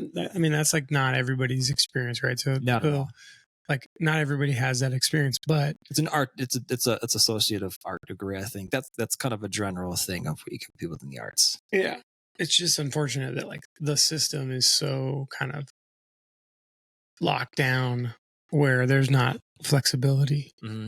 I got a music tech degree because I knew I was going to be doing music for the rest of my life, at least the majority of it, as much as because I just like it and it's kind of like one of my things. So I knew I was going to be involved and be doing it for a long time. So I'm like, I guess I might as well do that and jump into that. I don't have any other crazy things like career wise that I want to jump at or anything. So I was like, well, if I'm going to get a degree, I better get it in this. And then like, I guess the most of the money I can contribute and be like, well, this was worth it is being introduced to certain things like programs and like understanding like the programs you guys got and like kind of how they work. And how certain plugins work and how music works and all that stuff. But it was like, you think of a degree, you dive into like the nitty gritty and get very, very in depth. But like, I don't feel you really got in depth. Like final projects, when you graduate, you feel like you should be somewhere near the top of the line, and you hear final projects and I'm just like, still, it's just not it at all. You still have no idea what we're doing when we graduate. all the people I know who graduated, they're like, no, I was in an apprenticeship or started working for this, and this is where I learned everything. Yeah. And obviously, like, the school doesn't get much funding for MSU. You see a lot of professors going there as like an entry professor level to go on to a bigger university, or they've been there and they live here and they're retiring here. So this isn't like a big place, like a final destination type of university where you get, you know, a lot of money and all your stuff from, which is unfortunate. I guess when we were, I know what you were talking about. We were talking about when I was looking at that job as an electrician. It was a 4-year to get your electrician's license, and you go to schooling one night a week, and then you work. Was it to get your license, or was it to be a journeyman? Yeah, that was to get your journeyman. Yeah, it was 4-year, your apprentice for 4 years. Mm-hmm. And you were kind of saying, like, you do get stuck in this, like, well, you got to do it for this many years, and if you don't, like, if you've done it 1 year, you might as well do the next 3, and then, like, you're kind of stuck in this with this cap, and the pay is really not that good. Like, it's probably a great way to learn because you're working 40 hours a week and getting paid, and then you're doing some book work one night a week. But it's a complete system that, like, essentially keeps you trapped. Like, it keeps you capped and trapped at the same time, because you can only make this much. But if you leave, like, what else are you going to do? Well, it doesn't, like, these types of systems don't take into account individuals, right? What I mean by that is, like, people have individual talents with things, and one person may learn very slowly. Somebody else, like, they already got it. Like, literally the day that you taught them, like, they got it. And so there's people that will move through some of these things like super fast. Then there's people that are just work harder than others, right? So then that'll like change their time factor. And that's the problem with these systems, is they don't take into account that, like, why is it 4 years? Who made up the number? What if somebody could do it in 9 months? The whole thing. Like, shrink 4 years into 9 months. Somebody totally can do that in 9 months. And it's like, well, what do you mean? Well, what if they worked 80 hours a week? They'd fucking be a rock star at it, right? They'd get it in a second. And you went from, like, a small electrical job to, like, the most complex substation in the state. And you throw them on that on month 7. They'd fucking learn a ton, right? So those things like that, right? It's like, don't give me, like, this, like, long timeline and just give me, like, a tiny bit of work. And so if people really want to learn, you know, the way to do it is you throw people in the deep end, right? And you barely give them enough to, like, breathe, right? Just so they can breathe. And then you keep them like that for as long as you can. And then you'll find out if they actually want to do it or not. Well, I think big universities are kind of speaking for themselves how useful they are, especially with the stuff you see on news these days. But there's, like, a backlash against universities and going back to the trades, which I think is a good thing too, because we were taught that, you know, get your degree and then get a better job and stuff like that too. But then when we get in here, and I don't think it was a thing that was really understood, it's just kind of how the job market changed, is we want experience because we need people to keep doing the things that we're doing, not to create this new thing that's already been there. So then halfway through, or joining, or right after, all these people who have been going to school and getting the degrees are finding out, well, these people want experience, but I haven't been getting experience because I've been learning this stuff. So you have to have experience to be able to get the job without any prior experience. So it's like, so how do you do that? Do you work for free for a while and then you get the experience and you can actually get a job? Like, this is complete, like, screwed up system that I think changed halfway through. It was being told that other people need to be getting a degree to get the job.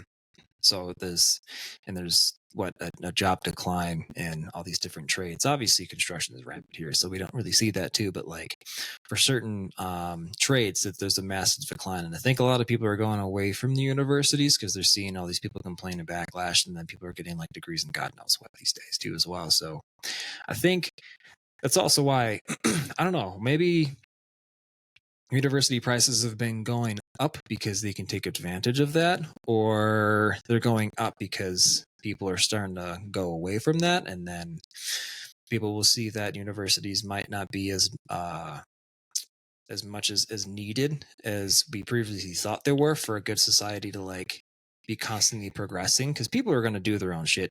You see people who are very successful these days in certain trades or in their hobbies or in whatever the things that they do. Some of them dropped out of college, not all of them, but they just did it. They went and figured it out. They did their own research. If you're smart enough and you really want to do it, you'll just do your own research. You don't need to go to get a degree to do that stuff. Obviously, you need certifications for like doctors and stuff like that too as well. Sure. Which makes a lot of sense. But I think there's going to be eventually like a backlash, bigger one, against like universities getting degrees and people just doing the things that they want to do instead of trying to be taught that you need to go through this. You've talked about it too, I'm assuming, this I guess system of pumping out workers from the industrial age and going away with that, and instead of people growing and learning on their own, which you mentioned homeschooling, which people can do when they're getting homeschooled, and you see like obviously a way faster development with homeschooled people and in pods and all that stuff. It was making me think when we were talking about that with schools, I used to always think that for high school, I'm like, why do you stop in the summer? And like, why is a week drug out? Like, because the way our homeschool is structured is we had like a certain amount of stuff we had to have completed every week, and I could do it all on Monday and be done for the week. You do this entire school week. Yeah, you could you just like in one day. Stuff like it's so you had to write an essay and do this many tests, and like it was online. And this was like earlier computer days, but I could do the whole fucking week if I wanted to. And I'm like, fuck, could you just do the whole year in like 3 months, and then could you just do the rest? Could I be done fucking high school at 13, please? Because like this would be sick. Could you? Like you probably could have, but I think it was too big of a shift for me mentally, because I was like, even though I said I was homeschooled, like all my friends that went to school or my siblings did. It's like, oh, this is a 12-year thing, and you start in kindergarten, and then like you have the summer off, and you're part of the system. So there's no way, like as a kid that young, that you could just break out and be like, you know what I'm gonna do? I'm gonna be done high school at 12. Fucking losers. People are starting to create their different systems separate from massive structures that are already put in. So especially like the medical system is obviously a huge complaint everybody has these days. So people are putting smaller. It's a little bit more expensive because you don't have the type of funding and research, but people are putting together different medical systems, and they wouldn't call it insurance. I think it's more, I guess it's more of like a subscription towards like a health service. So like for even like blood screenings and stuff like that, like getting like good detailed stuff that's not covered by your insurance, and all your blood can tell really informational stuff about you. I just went through this. Yes. Yeah. So like that stuff's isn't covered by insurance. So there's people who are trying to create this different paralleled economy. That's a good hit word if you know what that means. Parallel economy for insurance. And then I think homeschooling is eventually going to create this different system where you can progress so much further and graduate, whether you want to graduate quicker than everybody else and start your life earlier, or you want to keep going and recreate a new system where you're going to be way ahead than the majority of people who just go through a public school. Yeah, I mean, if you really think about what school is, it's daycare. It's daycare so that the parents can go to work, right? Either go to work or work, right?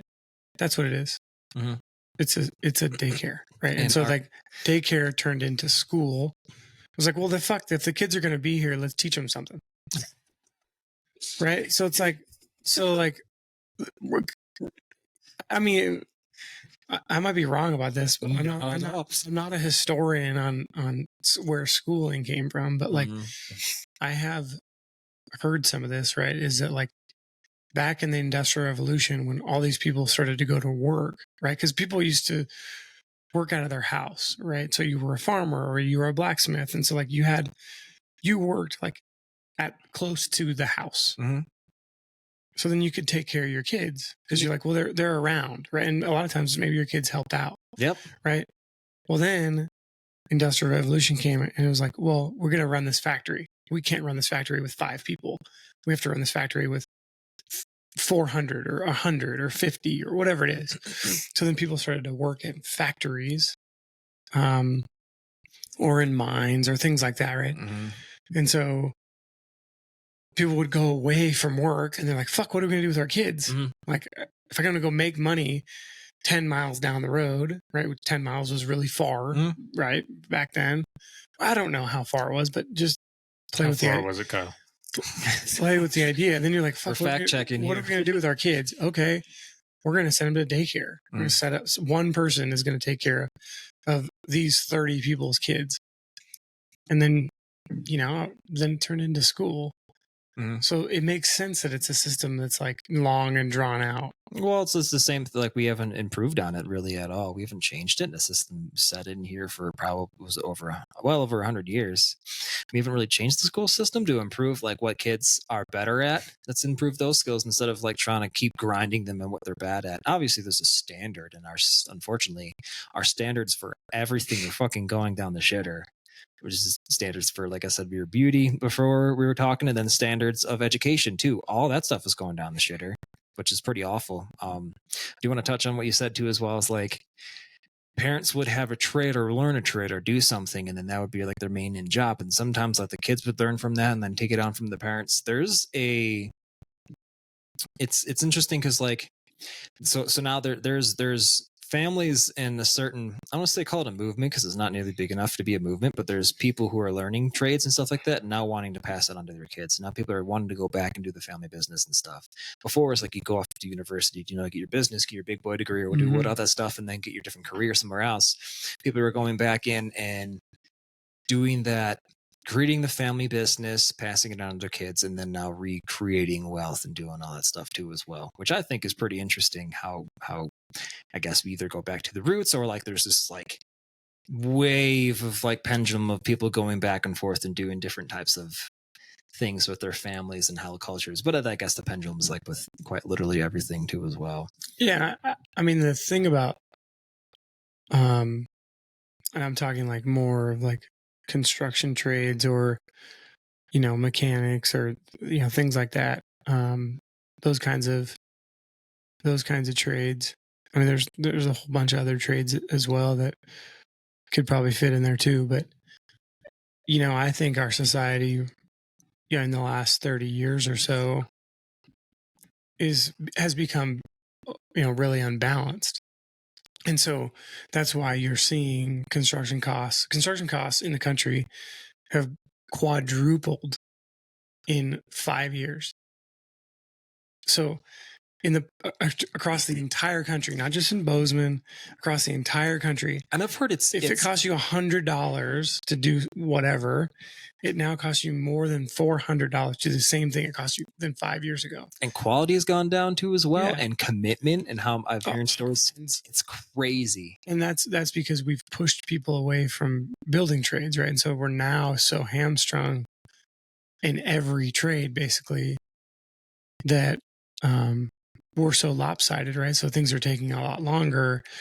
And I think, for a long time, we just took all this stuff for granted, right? Like, why do I have fresh water? Why do I have electricity? Why do I have natural gas? And I can just turn the heater on. Like, well, it's because people were working in the trades, right? Like there's an electrician, 5 miles down the road that fixed a transformer. There's, a plumber that fixed a natural gas pipe. So,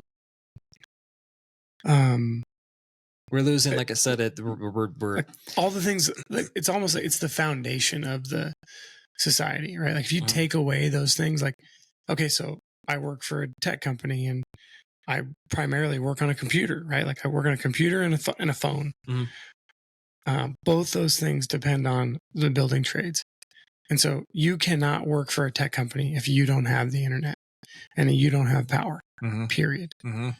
And so where does, like, all the tech companies built, you were talking about like people aren't having families, and you mentioned like our ancestors basically allowed us to change our lives, and then that just went on and on and on, right?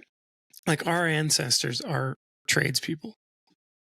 And so like tech companies wouldn't exist if tradespeople didn't exist, right? Because they created the technology that was from 50 years ago, from 100 years ago, from 150 years ago, and then they've built it literally. So people that sweat and died to make it, make it possible, to make it what it is for us. So like, there's not a tech person or a person that works on a computer in the world that doesn't rely on the foundation of like what's in the ground, right? What's in the wall.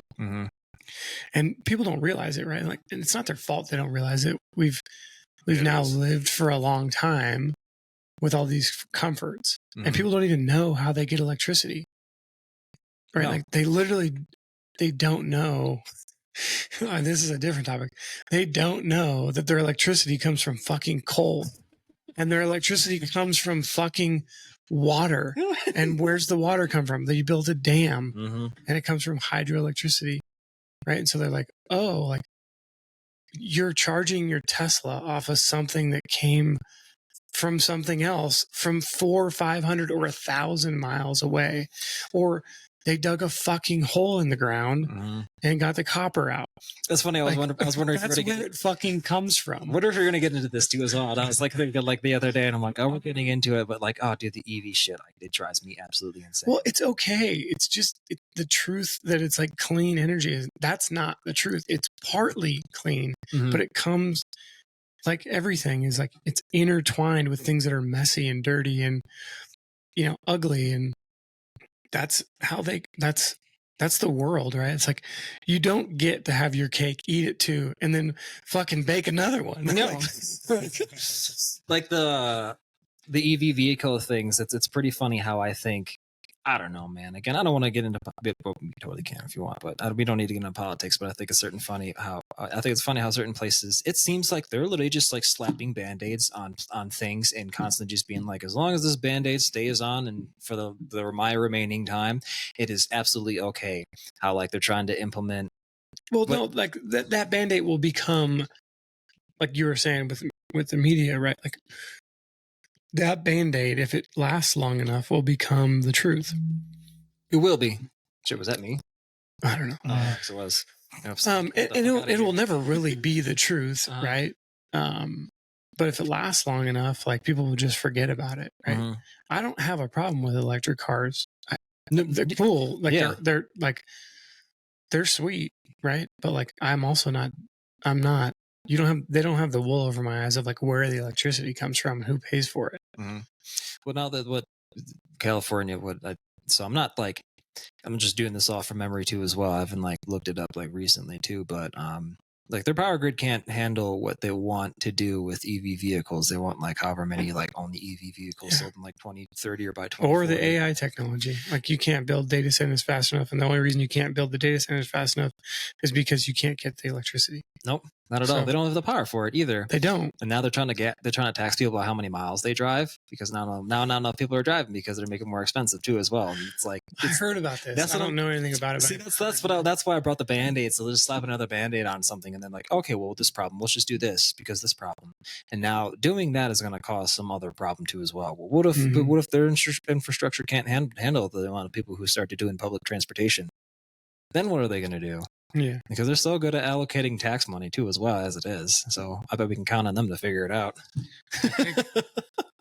Isn't it because they weren't making enough tax money off the gas? Yeah, that's what that was. Yeah. That's right. Interesting too. Is like, that's right. That's the connection. Gas taxes. Yep. I was talking about this with somebody the other day about how like, 10 years ago, like Uber and Lyft were like relatively unregulated, right?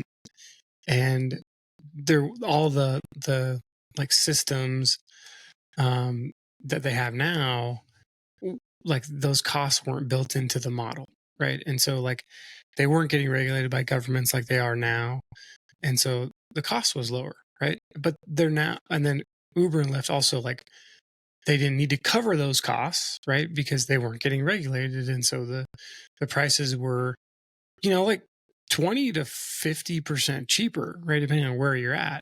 And so you could get, these rides in major cities for like fucking cheap.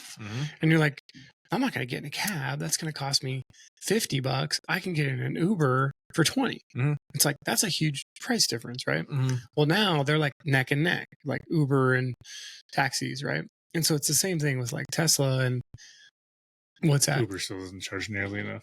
Oh, okay. Yeah. Well, sure. Fine. But the costs have gone up a lot. Right? Yeah. So maybe they're still not charging enough, but like Tesla's the same way. And the EV charging is the same way, is that they're being incentivized and they're being subsidized by the government, which is kind of weird. I mean, that kind of shows you like, it's not actual capitalism. It's like a capitalism with like the government and certain lobbyists like driving certain things. We don't truly live in a free market, but there's an 8 in the state of California. It's 80 cents a gallon for a road tax. So every time you buy a gallon of gas, you pay 80 cents to the roads, to fixing the roads in the state of California. That's how they've like figured out how to pay for roads. And so like, that makes sense. Like, you're using the fucking road, you got to pay for it. Right. And so they're going to charge you through your gas. Well, the electric chargers don't have that road tax, but they will. Right. Like fast forward. That's like what you were just fast forward like 7 years. Right. Like I'm saying, I'm throwing the number 7 out because it's not 5 and it's not 10. I don't know. Yeah. So fast forward 7 years, like everybody thinks that it's cheaper. Well, it's not going to be. No. Like they're going to charge you more money. This is just a way that they transition kind of the market. Right. Is it like, oh, we're going to go to electricity. People think that it's whatever. It's like, all right, it's relatively cheap now, but man, I wonder what it's going to be like in 10 years to charge your car. Expensive. Or like what they're going to have, because again, the infrastructure can't handle that much of power going seward. So like there's the rumors of like brownouts and stuff like that in certain places. But now they're probably going to be like, well, you can't drive on a Thursday. Not to mention they don't have the electricians to install the electricity either in the ground or on the poles. They're gonna start being like, you can't. Well, with EVs, man, that stuff gets kind of interesting, especially with the cars and like how there's different things that can control what your car can do. So you'd be like, you can't drive on Wednesdays. Your car's just going to shut off. You can't drive on Wednesdays because of this. And but it's depends on how they're going to do it, whether it's to save power on the power grid or to say it's better for the environment type of thing too as well. But I think a lot of that's just sold as mainly as a big facade. Not to say that we don't have effect on that too as stuff, but like, oh, for the sake of the environment, now you can't drive on Thursdays. Can you imagine that? Can you imagine thinking about that? No, what if you had to go to the hospital? Well, no, what I'm saying is like, there'd be like there'd be a workaround, but like, can you imagine we live in a society that, I guess it would be the government, right? That your government says you can't drive your car on Wednesday. I can totally imagine that happening. People didn't think that the shit would happen, and people. I know. After COVID, well, I was just thinking about this the other day. I was like, man, and I don't even know what the law is in Montana. I'm assuming you're not allowed to, but I don't actually know. But I remember the summer that everybody bought Bluetooth headsets, because it was the summer in the state of California that it was like in the middle of the summer, they were like, you are no longer allowed to talk and drive on your cell phone. And so like, I think about it now and I'm like, the government had to tell the entire state, and I say had to, that's just the way I chose to present that, was that like the government had to tell everybody that they're not allowed to use their cell phone and drive. But previous to that, for the previous 10 or 15 years, you were allowed to fucking be on the phone like this, fucking banging gears. Oh, yeah. And so it's like, wow, like that's interesting. So they went like, hey, that's not safe. Okay, we're going to regulate it. And like, but in my lifetime, the government said you're not allowed to do that. And to me, that's like super insignificant, but it doesn't mean that there aren't other things that are like, well, okay, what other things are you not allowed to do? And every time I go through the airport, right? Like we almost don't remember it, right? We're all too young. I don't remember it. Right. I wasn't there. Right. So like, yeah, I guess yeah. I wasn't old enough to know what that was like beforehand.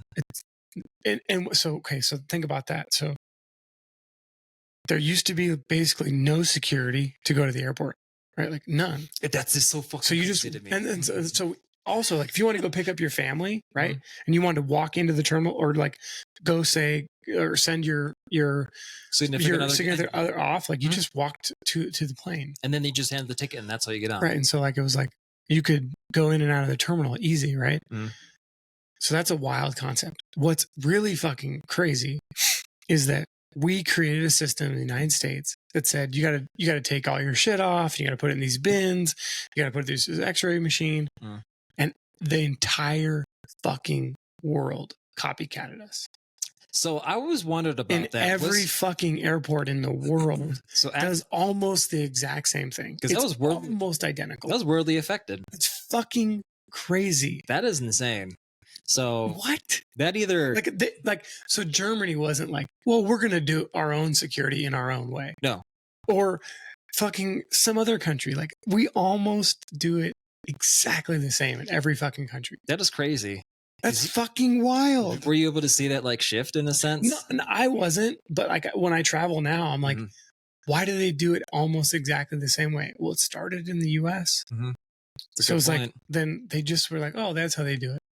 And I'm sure what actually happened was they created a government, like a government body.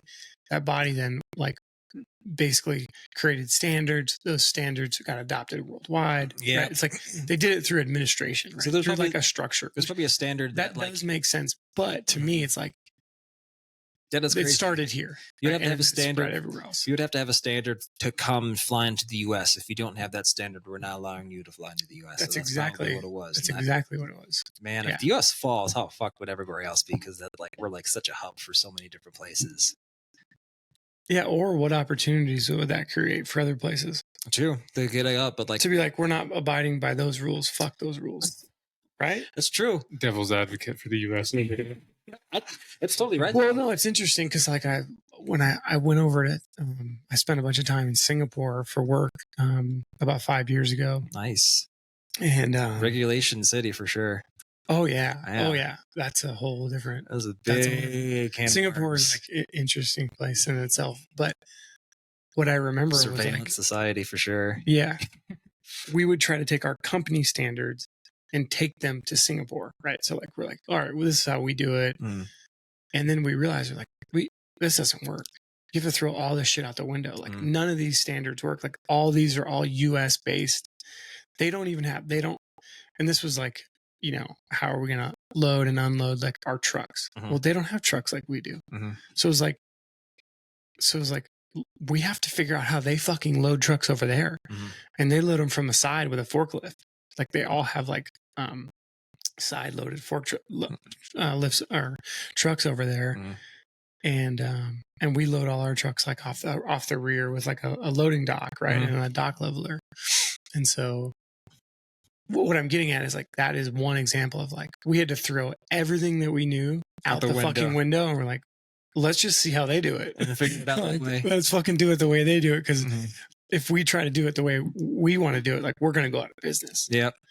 So, if you think about all the standards that are kind of westernized, that would open up a lot of opportunity for other countries to be like, no, you're going to do it the way we do it. That's interesting.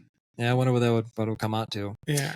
I was going to say too, it's funny, like, especially with certain things happening and people just kind of like going along with it. Like I've heard conversations with people with COVID being like, thank God that's never going to happen again. I'm like, what the fuck did you just say? You serious right now? Because shit. It's a blueprint. It's like a blueprint for like how to do it again, right? And it's not like it hasn't been done again. Or it's more so like, this is the effects. This is what happens when we do this. This is how people react to it. It's like, what did they say? History. So the first they said what history repeats itself, and then now they're saying history doesn't repeat itself; it rhymes. So yeah, things very similar will happen again. And then we'll be like, "This is crazy. This is happening." I know. That's why, like, when shit happened, everybody just like allowed with it, and like how people just went along with a certain narrative and sense like that. And obviously I went like, well, I'm saying obviously, but I went with certain narratives, and other people went certain narratives, and like people were so willing to just completely ostracize like their neighbors and their family members just for like some random idea and totally push them out and sell them out. That like, dude, I wouldn't be surprised with almost anything that happens these days. 100%. I listen to Jordan Peterson a lot too, and there's always a question of like, if you were in Nazi Germany, what would you do if you were in that position, and people like that. And I'm like, we already pretty much had a test subject for a lot of people in the United States and around the world, and there was a lot of people who would gladly give up either their friends, their neighbors, and family members for like clout, just for their own satisfaction, not even for like really their own safety, just for them to benefit and being like, this is what I did. Look at this good thing I did. Like. That shit was crazy. There's only a few times when I kind of felt like a little unnervy and like something might happen. I don't know what's going to go on. It was that, and then sometimes elections, I'm kind of like, oh shit, man, who knows? But that's about it. That's an interesting But, thought.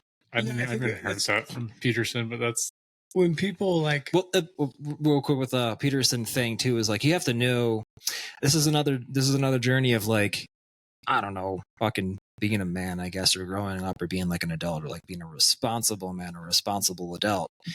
Is he says you have to be a monster. And that has like multiple levels, and you have to know like what you're capable of. And then the more and more you know that you're capable of really bad things, the more and more you know how to either, in a sense, control it or know that other people are capable of bad things. And then you know how to be a safe person and like counteract it and keep your friends and family and all that safe too as well. But obviously there's bad things that you call like intrusive thoughts and stuff like that. And like you don't say it out loud, but everybody thinks the same person. Like I could just but everybody's capable of bad things, but to know also how bad you can be in a sense and the damage that you can cause to people also makes you a stronger person because you know how to withhold like all this energy and power. Same thing with like having a gun. You have a lot of potential, but if you need to know how to control that and to be very responsible, you have that much more power over that too as well. So I think that's was I going on the thread? I thought I made a point. I don't know. I kind of went off on a rant. no, you did because we were just talking about that. Like what? Yeah, because you can be evil, right? And so you're saying like you could be corrupted, right? Your mind could be corrupted. Your mind could. Oh, the Nazi Germany. That's what it was. Yeah. And so it's like, totally right. And like we all get in. You all. I think what I listened to that particular Jordan Peterson kind of idea several times in different ways. It makes a lot of sense, right? Because one day, like let's just say today, you're doing well, you're confident, things are going good, right? And so you act a certain way, right? Well, fast forward 2 or 3 years, and things aren't going well. Like your confidence is down. There's all these things that are pressing on you, and you're worn out, right? And so you're weaker, right? And so then you make one decision one day, and then you make another decision another day, and all of a sudden you're like, you're quite in a different place than you were 3 years prior, right? And so you may make bad decisions while you're in that place. I think what part of what you're saying is that you have to have humility to say that could be me, right?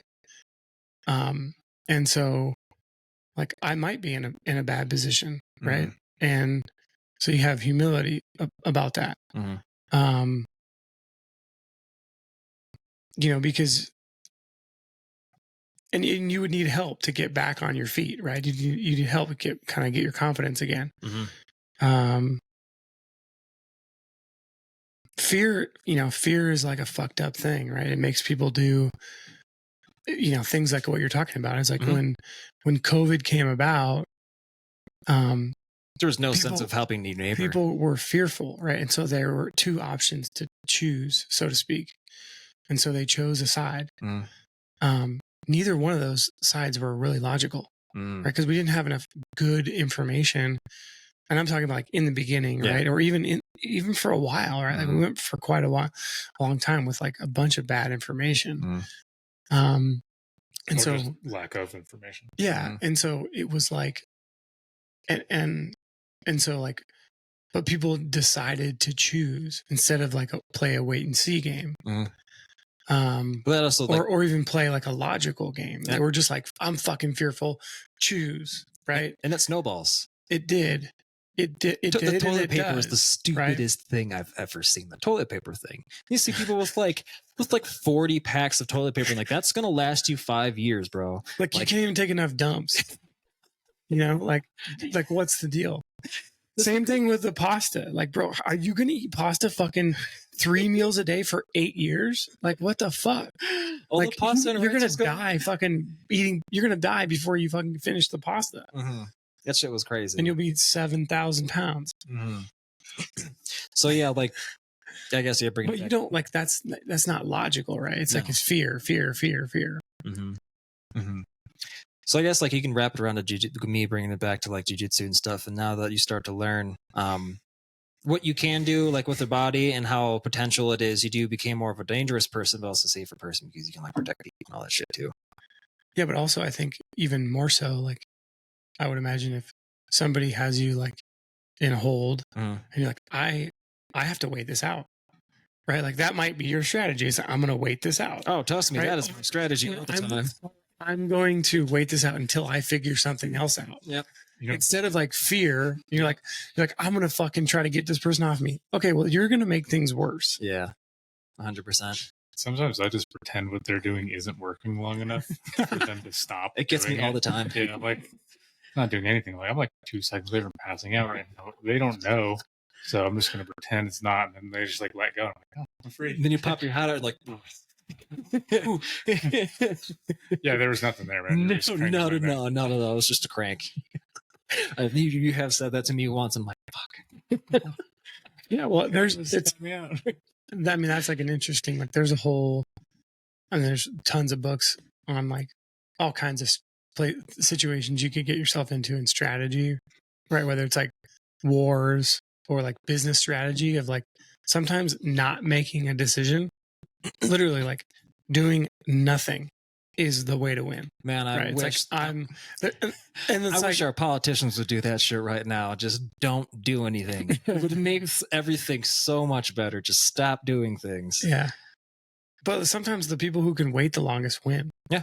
Right? Because somebody can't, especially in like business situations or even wars, like somebody has to do something because they have a finite resource that they're going to run out. And so they have 90 days, right, of a resource, and they're relying and using up that resource. As soon as it hits that 90 days, they're fucking done. Right. And so business wars, right? Like, where the other side might be like, dude, I can wait fucking 10 years. I can sit on this piece of property for 10 years and it doesn't affect my balance sheet. You'd be totally fine. And you don't want to fuck with those people. No. And you see a lot of people like that out here. Sure. Yeah. Which I wish I could be like that, but it's too expensive. You could be. You could just little by little. We're trying. You could be. Little by little. Don't be mad it's too expensive. Yeah. Be mad you don't have enough money. So funny. I have that in my head now, and I'm just going to be beating myself. I already tortured myself enough. I'm just going to add. On this topic, or there was like, we were talking about COVID. I don't know. So many different. And fear. That's kind of how I do it. I bring it off, and I bring up another idea, and then eventually, hopefully, I can bring it back to where I originally was going to. Yeah, we started with COVID and fear. That's the callback when you like say something. And like, callback. You're bringing off. I hate when that happens, and I get like 20 minutes. And I'm like, fuck, why did this? But it's fun though, because you get on certain interesting things because it gets different neurons firing, and you like get to think about some different related topic. So I moved here 9 years ago. Yeah. Yeah. And now I get my 2 easy jobs. I guess we could talk about that again. Yeah, so how'd you get into sewing? So with my buddy, and he got me in the job, and then he left, and I kind of stayed and all that. I got my mom's in my sewing circle, and that's also, I was like, it's bad. I don't want to be like it was too easy and my life is too nice and easy, but like as I said before, like I feel like we need to have some type of things that are hard and difficulty to make us improve and all that stuff. But then I mentioned that the one dude I already know, he got me into DJing weddings, and I already know the simple setup, like very, very easy. You have your, I guess it depends on which, with ceremonies, you got your mic, mixer, speakers, and that's it. Same thing with playing music, you have your laptop. Dude, we could fucking make money on the side with this shit. Easy. You gotta get a speaker. Totally. I mean, just play DJ weddings. Everybody, please sit down for dinner. everybody into the dining hall, please. The weirdest thing is like what gets me the most nervous is, and this is the thing for I think the majority of DJs and people, is even with my boss who I talk to. The thing that gets me the most nervous is like introducing the bride and groom into like the dining room area. It is like it was like the most hype, sensitive, specific, and you cannot get their name wrong because everybody hears it and everybody knows, and it's like I don't know what it is. It's also like when you're playing music or doing anything like live with an live audience, like you can't think about anything else other than what you're doing. Same thing with like fighting. You can't think about anything else. The only thing, snowboarding, skiing, anything intensive, the only thing that matters is like in that moment. For whatever reason, reading their name and introducing them, then they want like a whole list of like the entire bridal party and all that. And I'm like, you want me to read all of these weird ass Kondraguski like last names? Like, are you serious right now? Like, I can't. Yeah, I could see all of that. You get nervous with that. And that's probably like the most important thing out of the whole night, right? Kind of. It depends on your perspective of a wedding. Technically, the most memorable in a sense, like, well, financial thing is, and 51% of you are going to get divorced. Is that nice? Facts, right? So you got like the sunset photos. Like I guess it's like you're gonna owe this bitch fucking $300,000 in a couple of years. It's like you guys introduced sunset photos and like first dances and speeches are like the main highlight points too as well. But like my job really only is nerve-wracking on like one of those things when I'm like on the mic, but which is weird because I play music and I can play in front of any number of people playing music. It'd be obviously there's always a little bit of like nervousness when you're doing anything that has like a lot of pressure in a sense, but you can turn that into energy and excitement in a sense if you can like kind of figure out how to do that. But I can play music in front of people, sing, do all that stuff, and that doesn't really get me nearly as nervous as like just saying someone's name over the mic in front of like 150 people. Mm-hmm. It's weird. What do you play? I play guitar and I sing. Okay. But I can play like drums and I can play like a little bit of keys, and then I have like played bass before, which if it's similar to a guitar, there's a different style in a sense, but like it's pretty freaking close. But that's mainly guitar and singing. What kind of music? I don't even like know what to put on it. Like I sing like Dave Matthews, Chris Stapleton, and some country stuff, and now I'm like, let's go. Yeah, and I mean, I kind of started to learn some more country, but I need to go more and start really getting into like my own songs and recreating. I already have a set list that could be 3 hours, so it's like why learn new songs when I need to like be doing what musicians do is create. Mm-hmm. I don't want to just be copycat and implementing other people. Now that being said, like you can do covers and stuff like that and be a good musician, have a different take, and be like, oh, this person's new cover, and completely change it around. But I was like, I need to start. Now is the time to start recreating, but it's always like a musician's dilemma. Is like, how much time do you put in music? You should always be practicing. You're never practicing enough. Mm-hmm. You ask any musician, that's always like their thing too as well. In a sense, I mean, it's to make it. That's another thing. How realistic is. I mean, you never know if you don't try. So you have to always kind of like have a positive outlook on it too as well. But like I'm in Bozeman, Montana. Like what big of a difference? Same thing as like we're fighting and doing MMA stuff. Like we're not going to like be the biggest, but like biggest baddest competitor and like be world known. But like it's also be part of a community and doing something you like. So it's like it's another journey point, which is also interesting. Like I can play. I mean, you can. It's all right to do things. Like just to do them and try them, and so what happens. You can do them at like a low level, so to speak, and it's like there's nothing wrong with that. Mm-hmm. You ever play any gigs out here? Yeah, all the time. Oh, nice. Fucking let us know. Yeah, totally. I don't have any signed up right now because, like I said, I'm in that gap. I got signed up or scheduled like right at the beginning of summer, and then they usually do 3 month span. And then I'm still somewhat new. I've been playing for like 2-ish years, and like there's some of these bars. A lot of these bars have like people have been going for like 5-10 years, and I guess life gets, in a sense, always gets in the way. So you always have to like reset yourself, get back into the roots, and then do the thing like your passions and stuff, and then life's gonna constantly like be getting in the way in a sense, and so you have to like constantly reassess. So I got to reach out and constantly do a little bit more of music and push that side of more than being just like an adult doing adult things, going to work, figuring out like my financials and my future plans of like living situations and work and all that stuff too. I got to go back and that fucking happens all the time though. What you're just saying, you like reassess, like, wait, what the fuck am I trying to do? Am I just trying to work every day, or what do I want to do? And it's going to change and evolve. Back in a cycle. It goes like.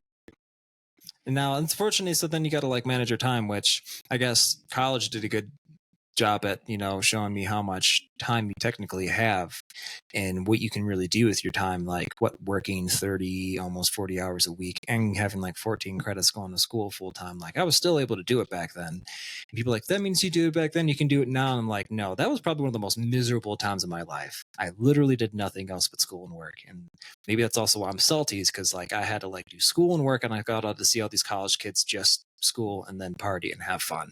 But I'm like, I don't have anyone else helping me out. I gotta buy all my own shit, work on my own stuff, and figure all this stuff out by myself.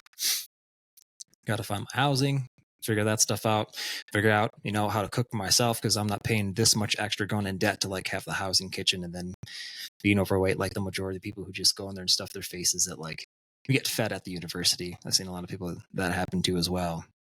But yeah, it's always this getting like life constantly getting involved, but sometimes I think you need that little bit of, I guess, something preventing you from doing the things you like to make you appreciate and show you how much you like doing those certain things.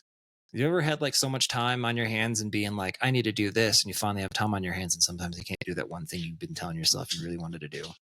Sometimes I think there's other things that need to get in the way of it to show yourself how much you like the polarity of it. Like if you have endless time, you're not gonna you're gonna take it for granted. Yep. And if you have like endless pleasure and everything's easy, you're not like, if you don't like your job and you want to improve your circumstances, you're gonna have a reason to. Yeah, they say, if you want to get something done, you give the assignment to somebody who's extremely busy and they'll fucking figure it out, because they don't waste time. Absolutely. So somebody who's really busy, like, dude, they'll find time to do it. And busy is probably a bad word, like, or not that's kind of the saying, but it doesn't have to be busy, right? It's somebody who's got a lot of shit going on. Which I don't think that my like work ethic, I guess, ever really stopped from college, because college was like, I was doing some on the weekends. There wasn't really like a day off in a sense. There was always something to do, and I kind of still have that aspect. Like today, like I work 6 days a week, and people think it's crazy, but I'm like, I guess I got debt and I got stuff I got to do and pay off. But like, it's kind of weird. Like there's always something I need to do.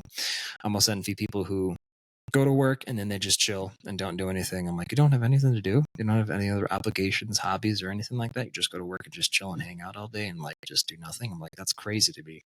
I don't get that concept. There's always like an idea or a concept or like a project or something I'm always like wanting to work on.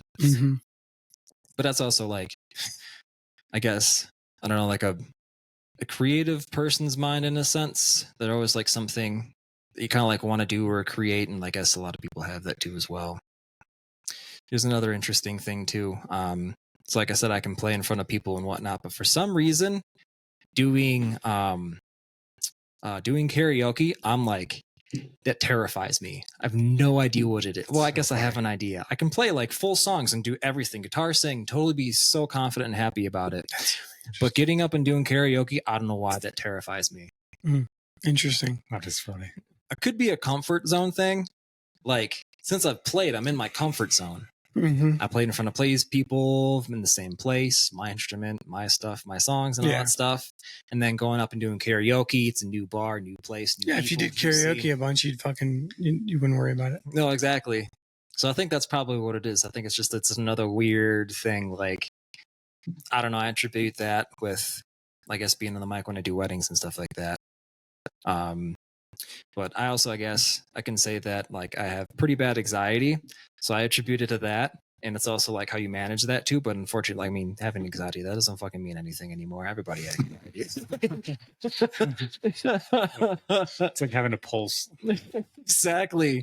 Yeah, I have ADD too. Well, that also doesn't mean jack shit anymore. Everybody's apparently got ADD. Also, another thing, again, I'd be like, oh, I have this. Creative people, especially like musicians and athletes, a lot of them are dyslexic. Especially the athletes, they look at space in a different way than a lot of different people, like how they organize it. So scouts will like look for athletes who have dyslexia, because they look at space and how like a team, and especially with soccer, how spaces form differently, how there's open spaces, certain places where people can run to, and now you can like do 1-2, do all that stuff too as well. That's like people with dyslexia like think about it differently. A running back. Yep, they can look at space. Like they'll see, like in a split second, somebody will see an open space there, they won't run there because they know that in a second from now, Mhm. there's going to be a couple guys that switch and then they'll go right. Mhm. And like, whether that's related to dyslexia or not is like, they almost can see all those things happen before they happen. Mhm. I only know that about that because in a seminar in college, some dude came out and did this whole like dyslexia thing, how like a lot of high percentage of like musicians and people who do music are dyslexic, and we did this like, it wasn't a true test, but it was like one of those what would you want to call it? I guess so. It was like it was a small test that everybody did, and he's like, I scored like a 46%, and then I went through and did that, and I scored like a 62, and I'm like, I don't know what that means. I guess I'm part of that too as well. I don't want to call it a spectrum because everything's a spectrum nowadays.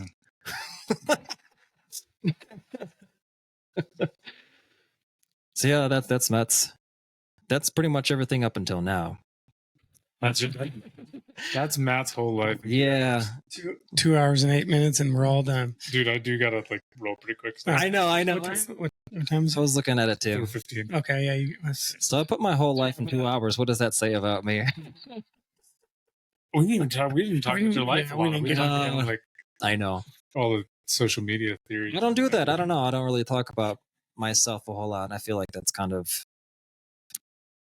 I don't know, self-centered in a sense. Like I don't mind doing it. I just don't do it a lot. I don't feel like the need to like project like my things in the sense, like maybe opinions because that's fun, but like talk about myself, my life. I don't need to do that to other people. Some people need to. I don't know. It's not really. Some people just want to get to know you, Matt. Oh, I appreciate it. Yeah, I appreciate it. Be like, so how's your day? I'm like, what do you mean? What are you talking about? You seen this shit going on social media? What do you think my day was? I think my day is, were you gay? What do you want to know? All right. thanks, man. Let's wrap it up. It's been a pleasure, you guys. Good to meet you. This is a blast. Absolutely.